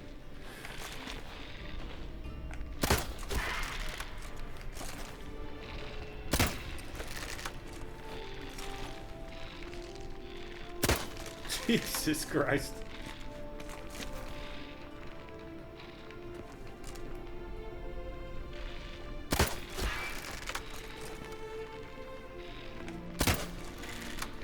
Holy fuck, I'm missing like 50% of the time over here. Here, and even if I'm on target, I'm missing.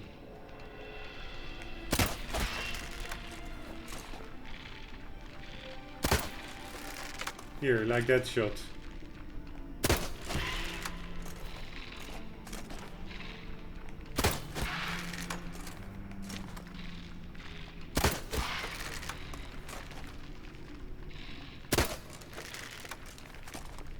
I hope that the bleeding effect does something to these spiders.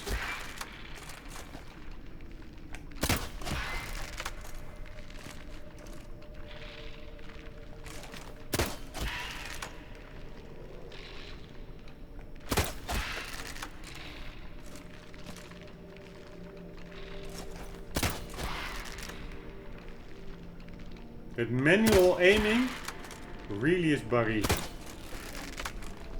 Here, for instance, now again, I have the button pressed. It didn't register. I've kept it pressed. It didn't trigger the manual aiming, and only if you release it, it will just randomly shoot the arrow out. The bolts out.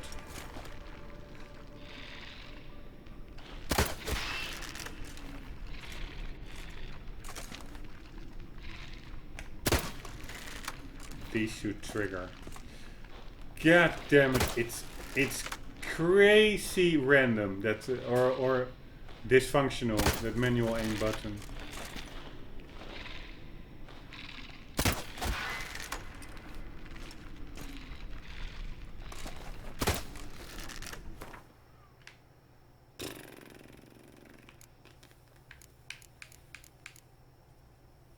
I'm not sure whether I'm doing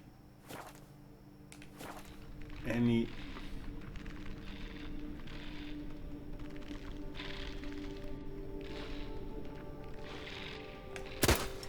relevant stuff here, but yeah, it's worth trying because these are so annoying.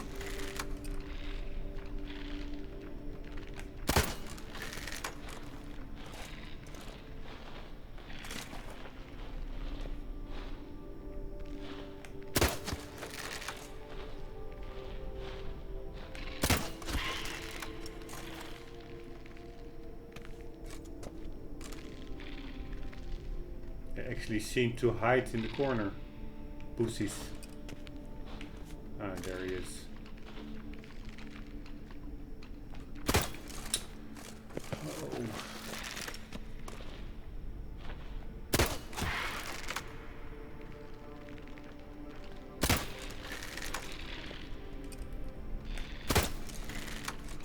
Jesus Christ, man. Shoot the bugger. Just missing like 50%. But yeah, what I learned from Dark Souls, if you can hit it, you can kill it.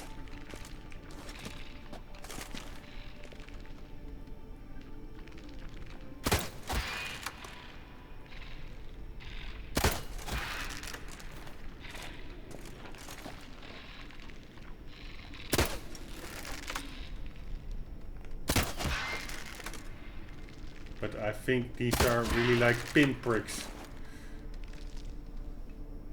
to that motherfucker.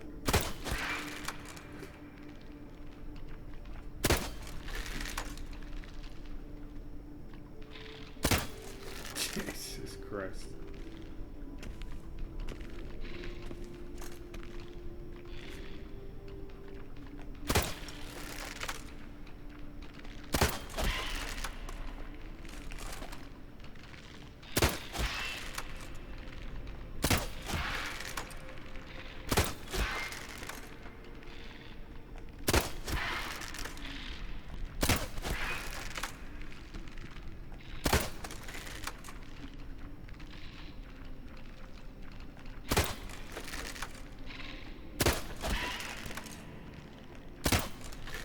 shooting randomly.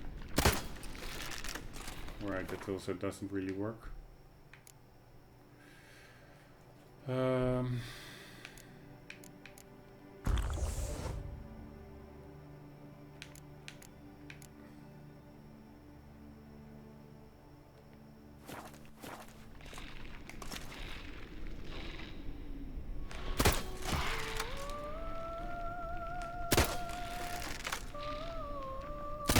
The question is, do spiders bleed? Do they suffer from a bleeding effect? Because these broad arrows do have 100% bleeding chance. Jesus Christ, man.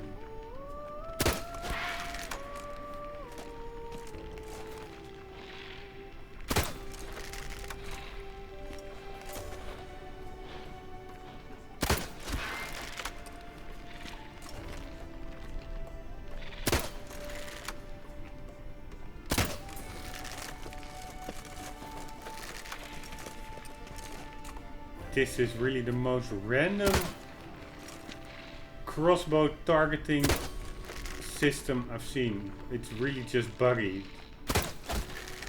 Here, I'm hitting them way... Yeah, at least the crosshair seems to be on target.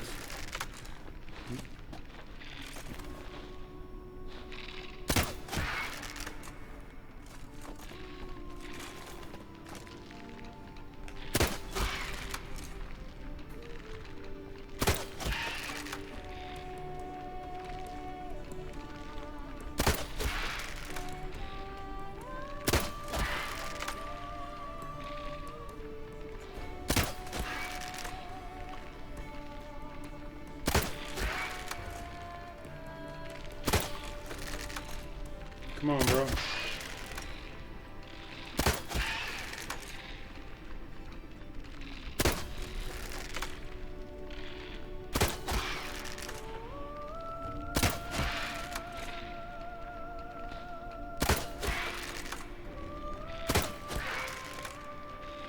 Right, that were at least some hits in quick succession.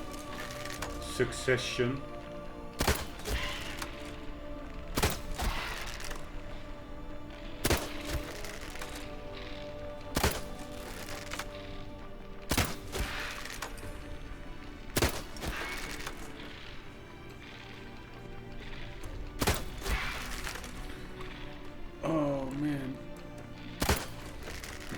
Let's just shoot randomly.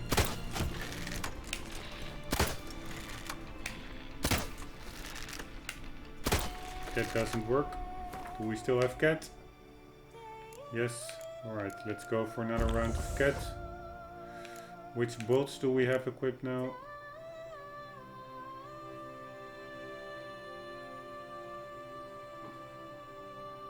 Alright, regular ones. Let's see if we can do have other bolts. Blunts. 88, still 88. Split 100. Blunt. What the hell? This is blunt, but this is also blunt. Blunt crossbow bolts. Blunt crossbow bolt turn into multiple projectiles. Alright, but those blunt ones do not have the bleeding effect description now anymore. So it's all pretty buggy. Why does it say 88 blunt crossbow bolts? I just finished those. Oh. Alright, let's go with the multiple bolts. Why not?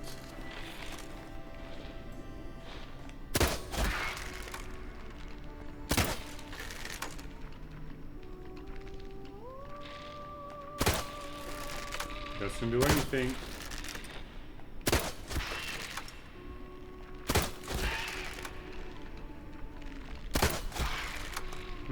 Maybe it does.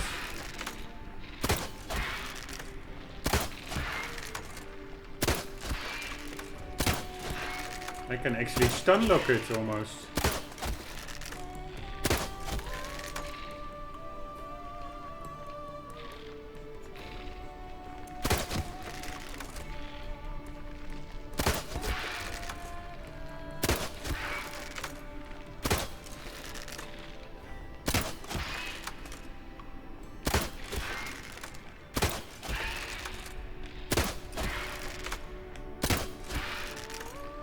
Come on, guys. Cheesing my way through the level. No other alternative.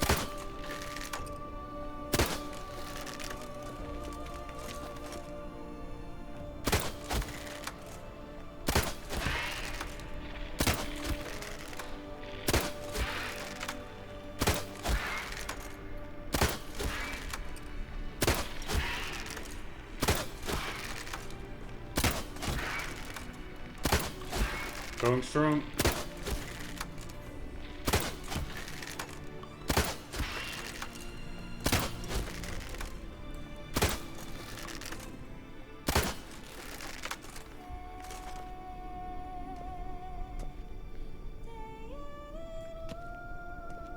Saving the game just to be sure. Oh, cannot save. Nice.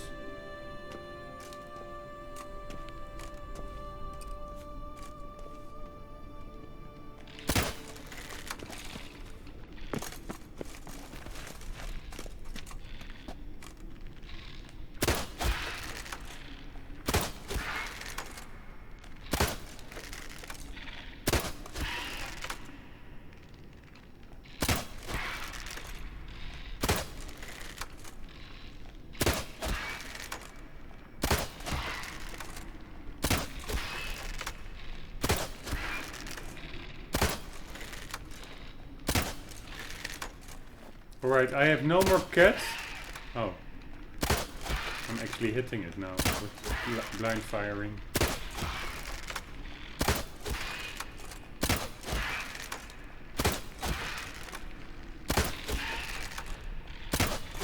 This actually goes pretty well.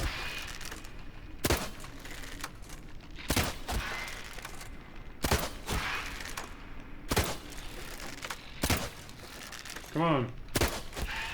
Yes, it's still there. Cool.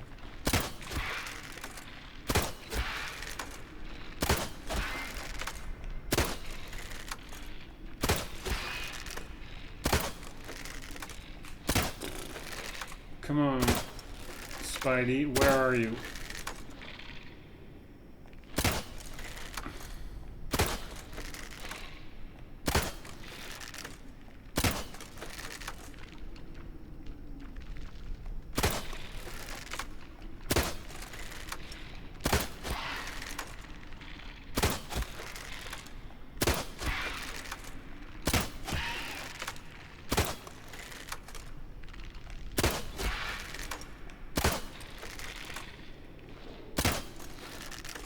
Come on, Spidey.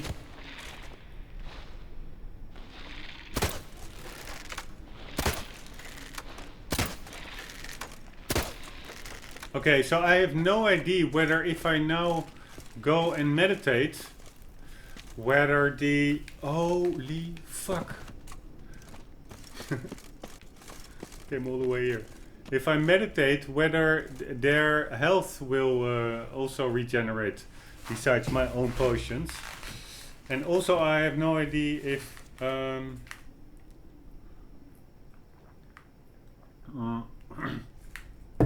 sorry, no, if I save, that should keep the damage as where it is. Just saving the recording, 1 sec. Alright, let's just see if we got anywhere. I'm just going to try to bum rush in. And see how far we get. I'm not doing the meditation. I find it a bit dangerous.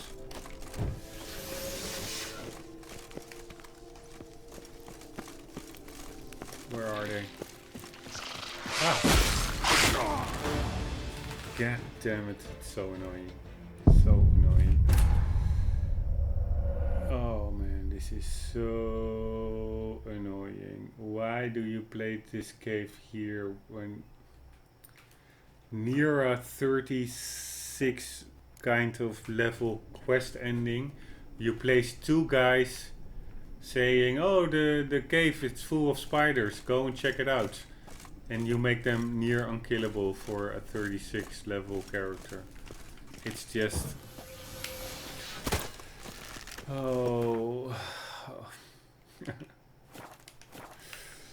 it's just so retarded. It's so freaking retarded that it's almost fun. It becomes funny.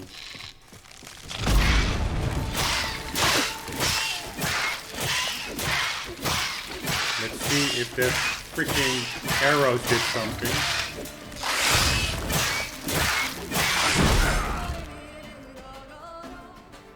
Didn't do anything. The big one really is not pausing, it's simply attacking like a mofo. It is unbelievable. So what you actually should do is exit them, get 1 or 2 hits in, continuously dodge because of their web spits, get out of the way, exit them again, get 1 or 2 hits in, and then for a total of 100 or 90 hits for the small one. Imagine what the big one will take. It is just straight up retarded. Let's just be honest. This would be cool. Ah, this is cool. If I can stun lock this motherfucker without the small one coming over. This is great. Please, give me some loving.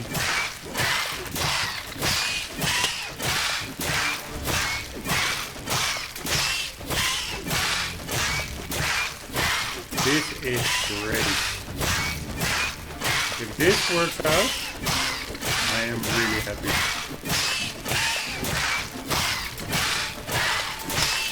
If my weapon doesn't break before the spider breaks.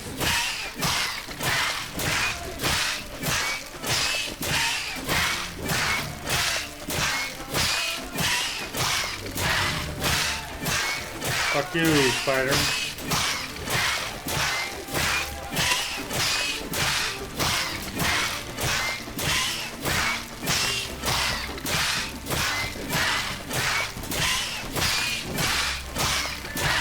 Fuck you, spider. Hopefully my thumb can keep up this. Woo! Nice! Wasn't expecting that. Get the hell out of here and save the game. Woohoo! Alright, now only for the small one, which shouldn't be that hard. Let's see what this big one left by here. Shit in the shell. Alright, let's see where that motherfucker is. That stench.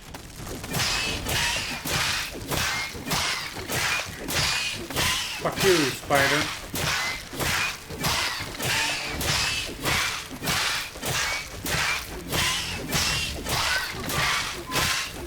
This way they're actually pretty easy, as long as you know that they are killable. At the beginning I wasn't even sure they were killable. I thought they were bugging out or something because they took so many hits.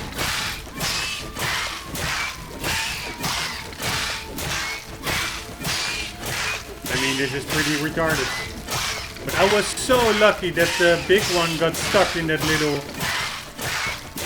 cave tunnel. It was great.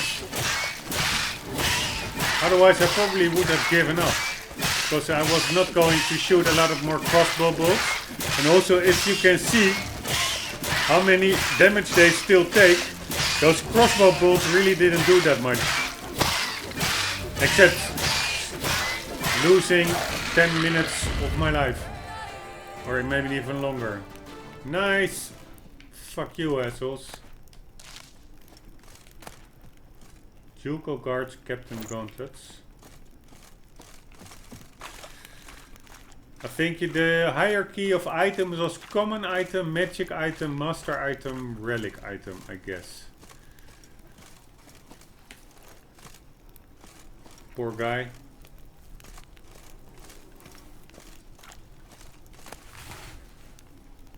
Alright, at least we succeeded in something today. Fuck you, spider. You don't even, they don't even look scary. They look more funny or pathetic actually with those eyes.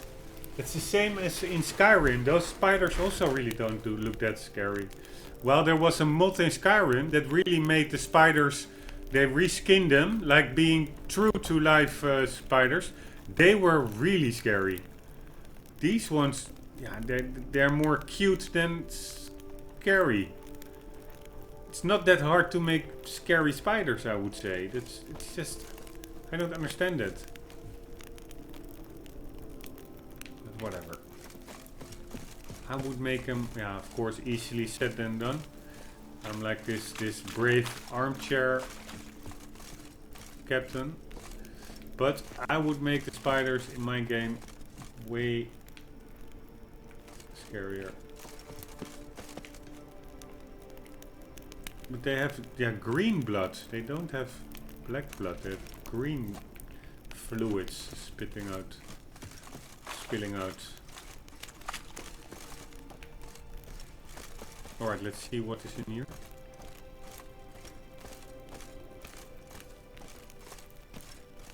Probably not that much. Some mining equipment or something. Or actually a cart. Or a strong carriage. Seems to be something over there in the wall. There's some light. It's either a graphical glitch, or it is simply a hole to the outside.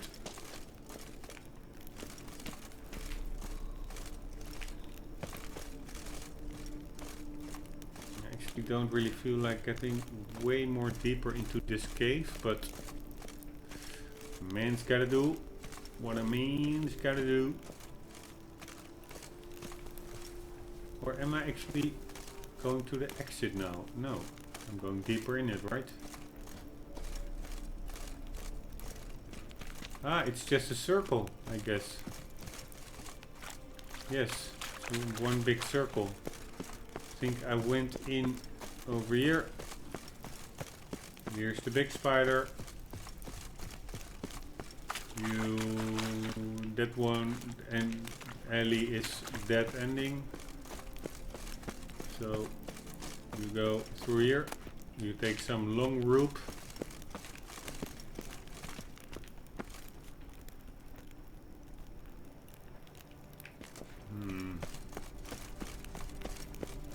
You go through here, and then we end up where we began. So that's all pretty clear.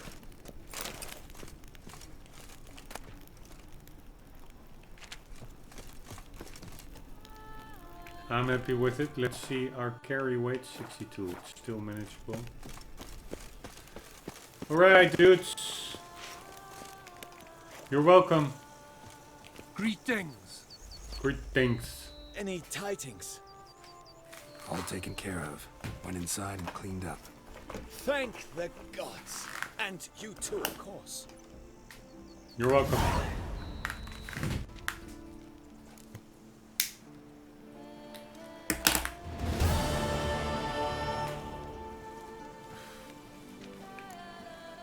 Been in the wine trade long? Wine trade.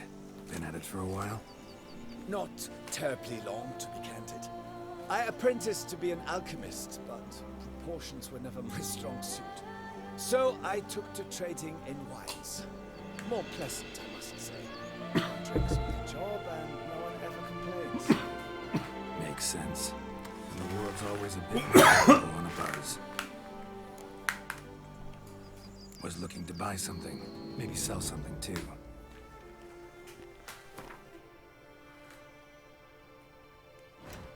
Oh, no.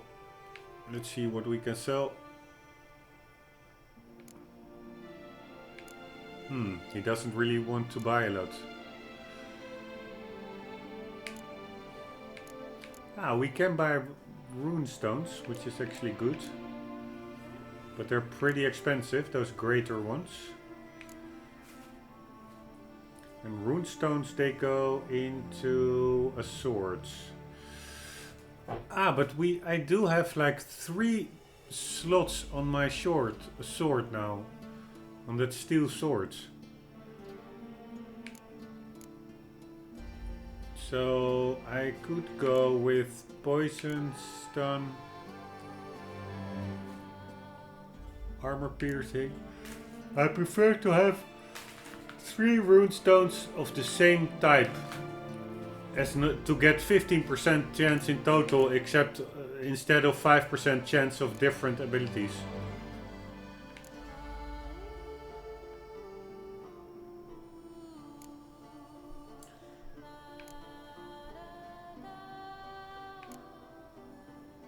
So this is a runestone dude.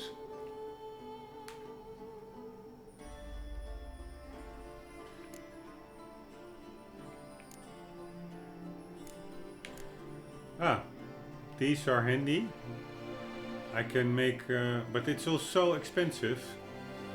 I only have 7,700.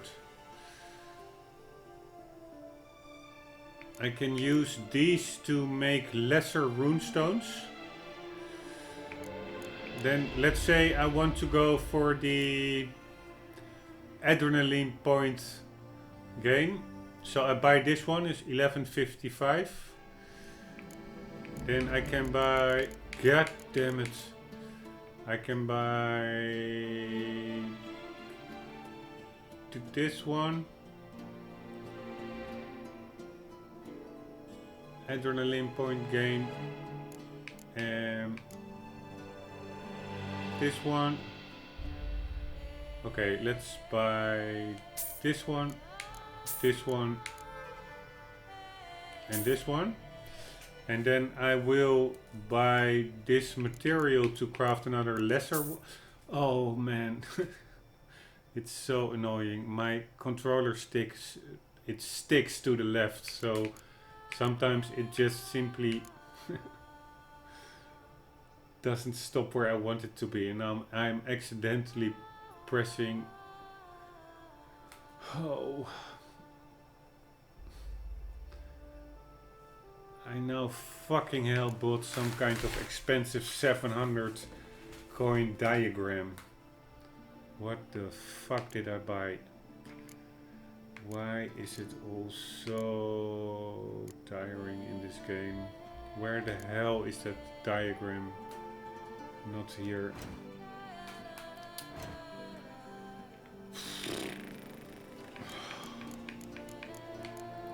Okay, let's buy these runestones.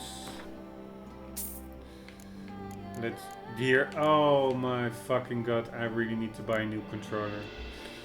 Okay, what is the Zoria runestone? Freeze. Yeah, screw freeze.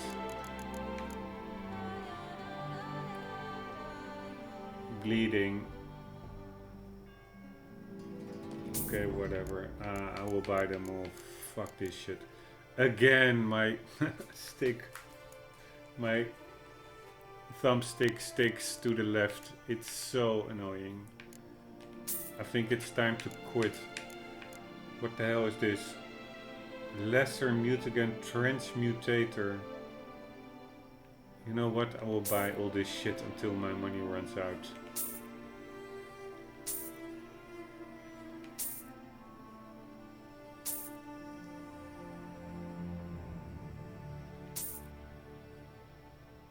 Holy shit.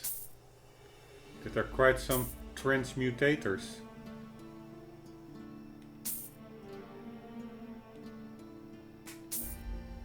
Are there that many colors?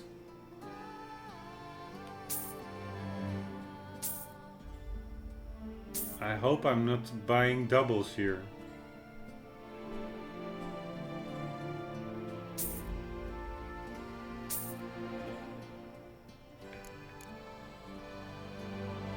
Holy Holy shit, those transmutators were super expensive.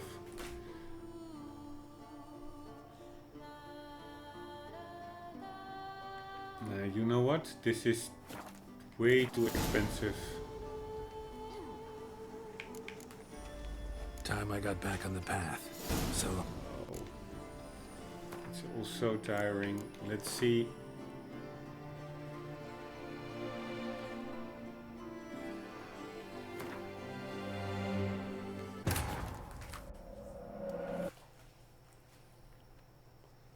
Let's see if we can reload it before buying all that crap.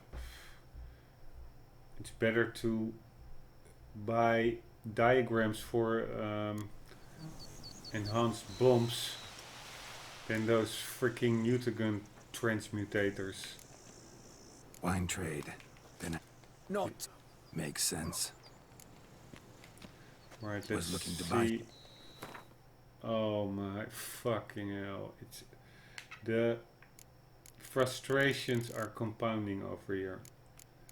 It saved after my trades and now it will also autosave again, overwriting the oldest autosave and probably the Time I one got that I back on the needed. path. So long. Oh, sorry, I'm just... Sometimes this game, it's such a cool game, but sometimes it's so frustrating.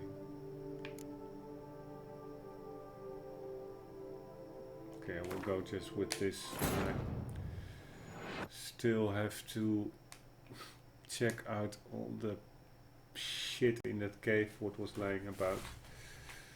Oh.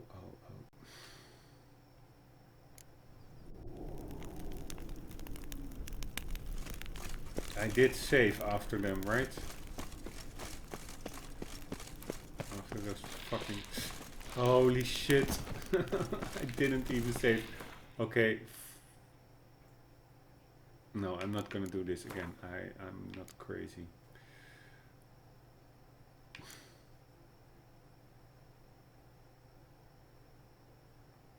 $12.1.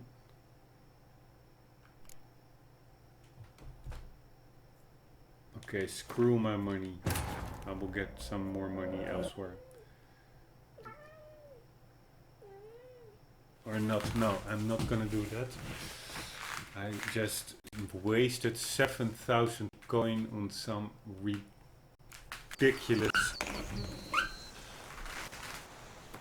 transmutations, like red to green, blue to green, green to yellow. Screw that shit. I will kill that fucking spider one more time. Oh my fucking god, this is so time consuming, those little mistakes.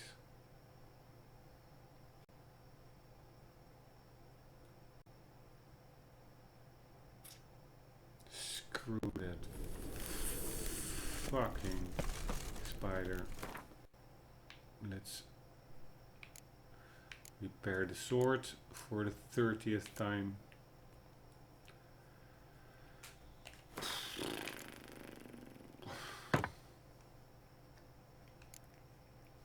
Let's apply some oil for the 30th time. And let's fucking get that bitch ass spider.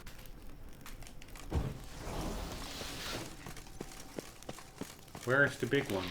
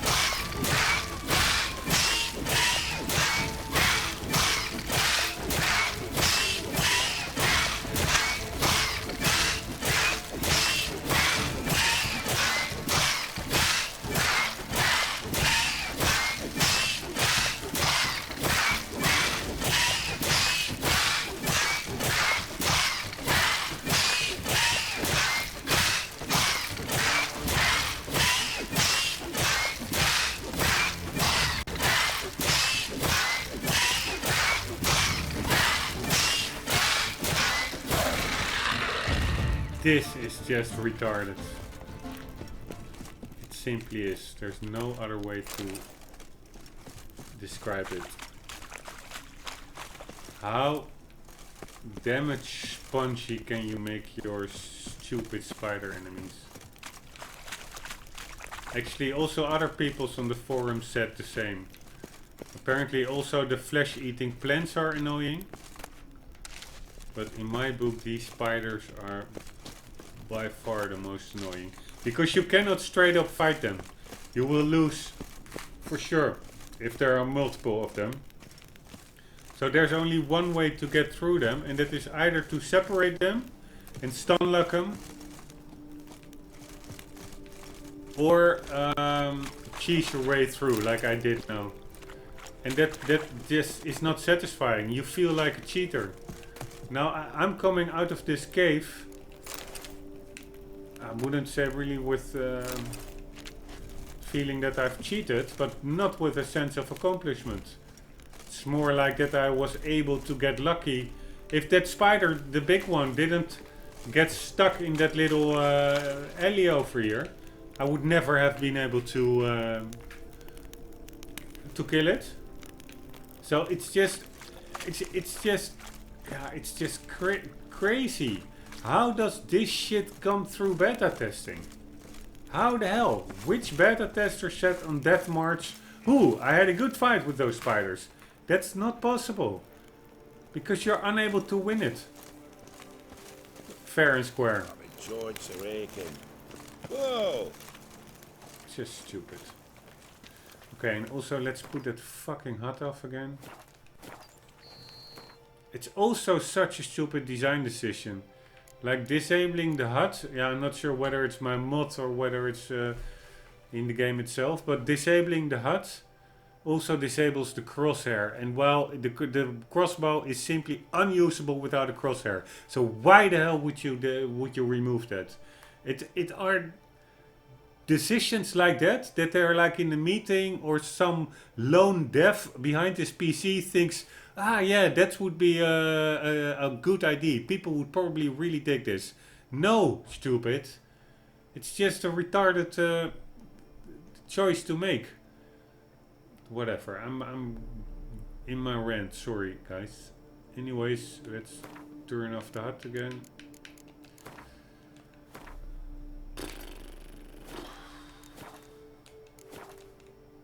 And let's not buy that retarded transmutation.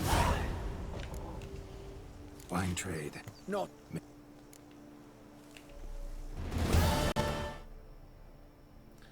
Why did that Witcher contract still pop up, that notification? I just turned off the HUD. It should be invisible. Okay, anyways, I was going with those runestones. This one, lesser, regular. What the hell is this? Restorations, that's for the ability points. Returns all ability points spent to develop abilities to the available pool so you can redistribute them. Returns all abilities spent developing mutations to the pool so you can reallocate them. Mutagans spend developing mutations will not be returned. What does this mean? Returns all ability points spent developing mutations to the pool so you can reallocate them. Mutagans spent developing... okay, it will... okay, I understand. The ability points will be returned, but mutagans spent on developing mutations. So you can use ability points on developing mutations, and you can use mutagans for developing mutations. It's all pretty confusing. Anyways, let's get the greater one. Adrenaline point gain. Let's get the blank. Ah, now there's one more, so that is actually a good thing with this new load. Previously there were only two. And now at least I didn't buy this one. Well, this is actually one that I would like to have, so I am going to buy it. Freeze and bleeding, they can go somewhere where the sun doesn't shine. Here, by the way, are there so many color combinations? I thought there were only 3 musical colors. Red to blue. Oh, red to green, blue to red, blue to green. Okay, so we have quite a lot of combinations already. Green to red, green to blue, red to blue. Didn't we already have that one? Blue to red. Yeah, probably not. Red to blue. Red to blue. Holy shit, they are double in this list. So if you think I buy them all, you just are going to buy duplicates. Formula mutation transmutator, mutagen transmutator, red to blue. Oh, lesser mutagen transmutator. So it's about the lesser ones. Then you can change its color and the regular ones. And then you also have like the greater ones.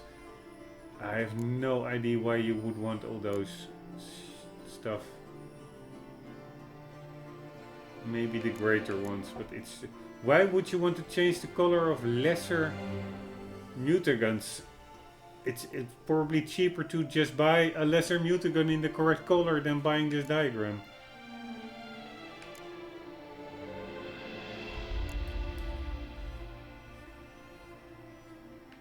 But those formulas themselves, not those retarded transmutators, but they can of course be handy.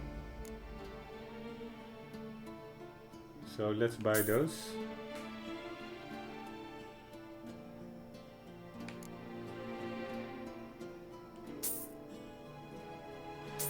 Nigredo, Quebrit, Rebis, Rubido.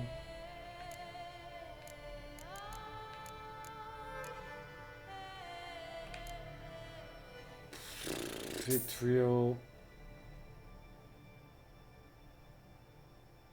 Alright, and these are probably pretty expensive. Yes, this is for the superior bombs and stuff.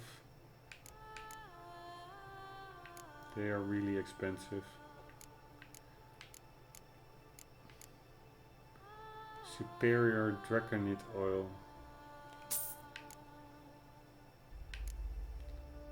These are all the superior or enhanced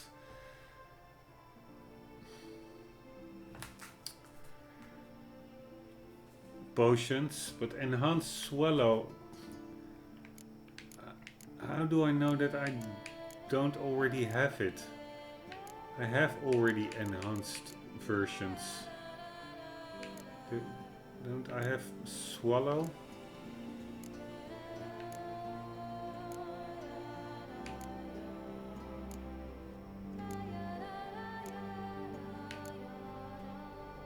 Not here anyways.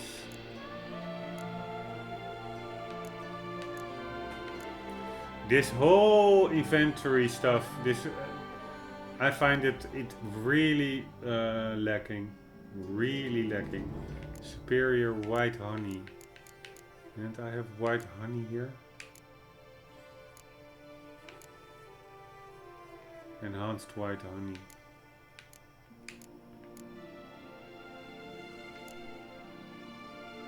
Here, enhanced white honey.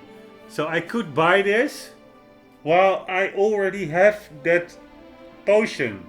Why isn't it marked that I already have that potion? Why do the developers want me to whip out a pen and a paper and make notes on which version of what potions I already have and compare it to this retarded bulk of manuscripts here and see which ones I'm missing and which one I already have? That's not a game, right? That's just a chore. That's just administration. I can just as well go back to work. That was probably will be more fun than figuring through this crap. Here.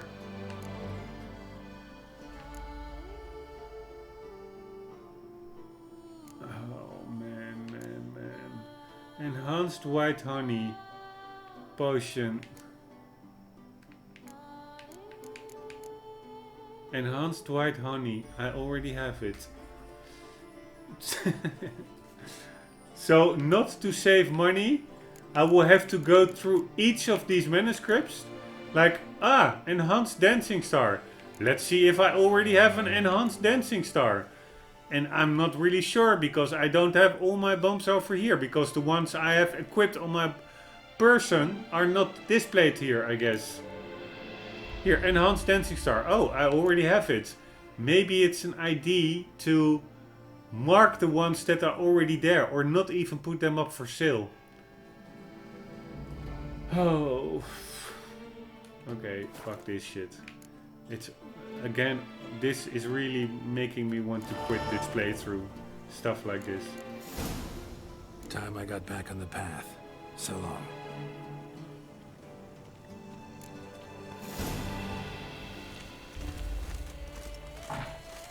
This game really has two sides. A retarded side and a beautiful side. Like this environment is beautiful, but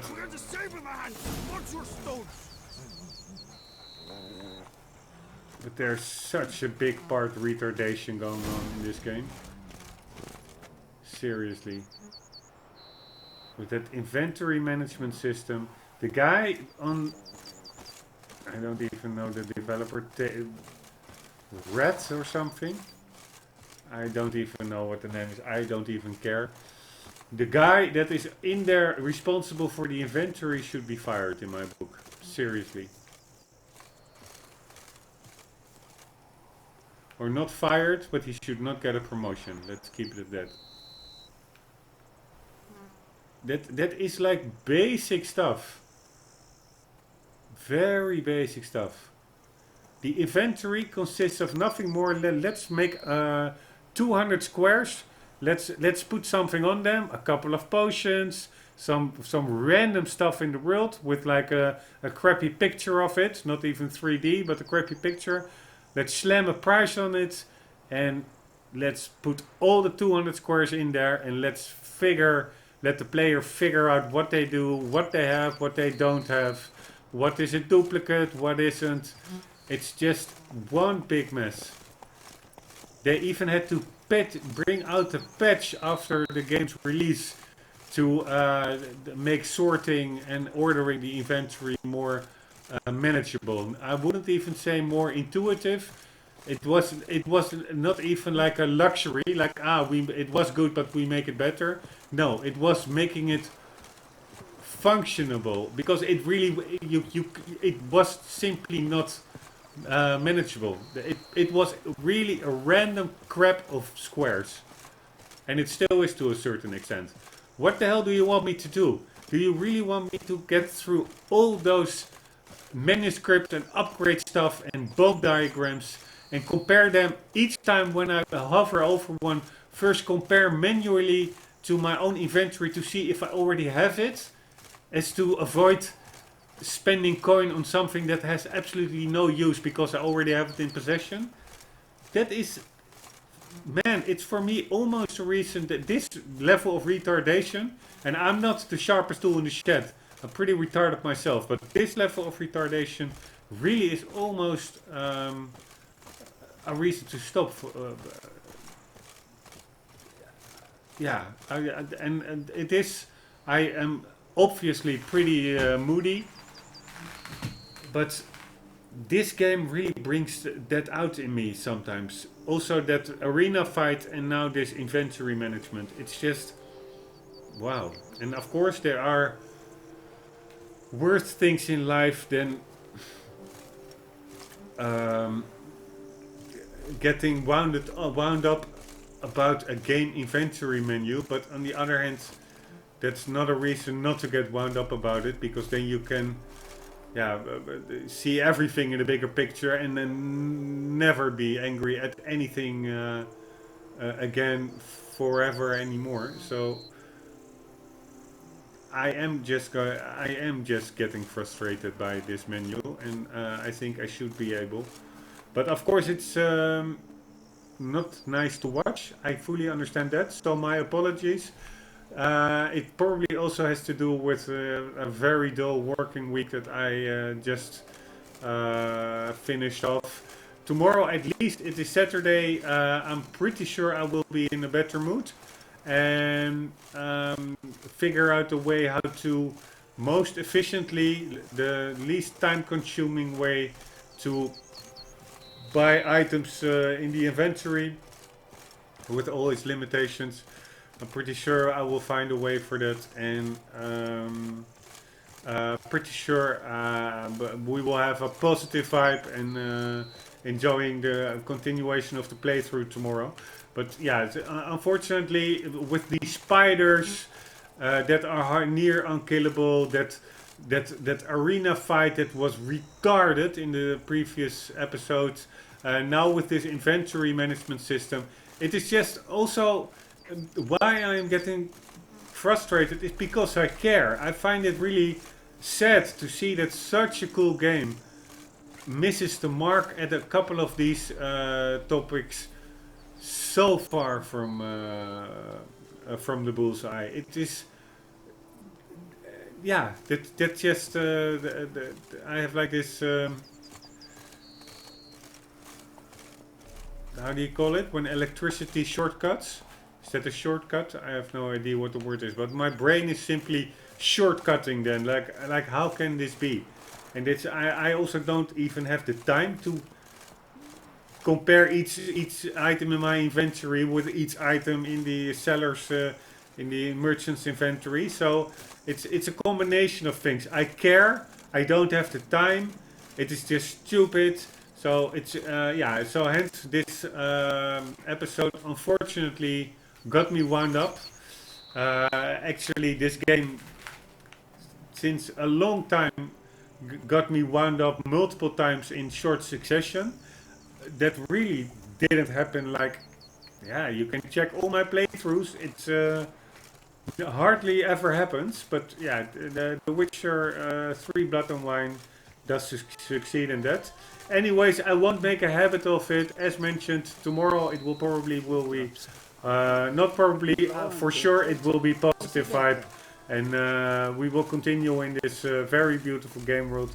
Looking forward. I hope, despite all my complaining and nagging and being an outright douchebag asshole, I hope you still enjoyed it somewhat.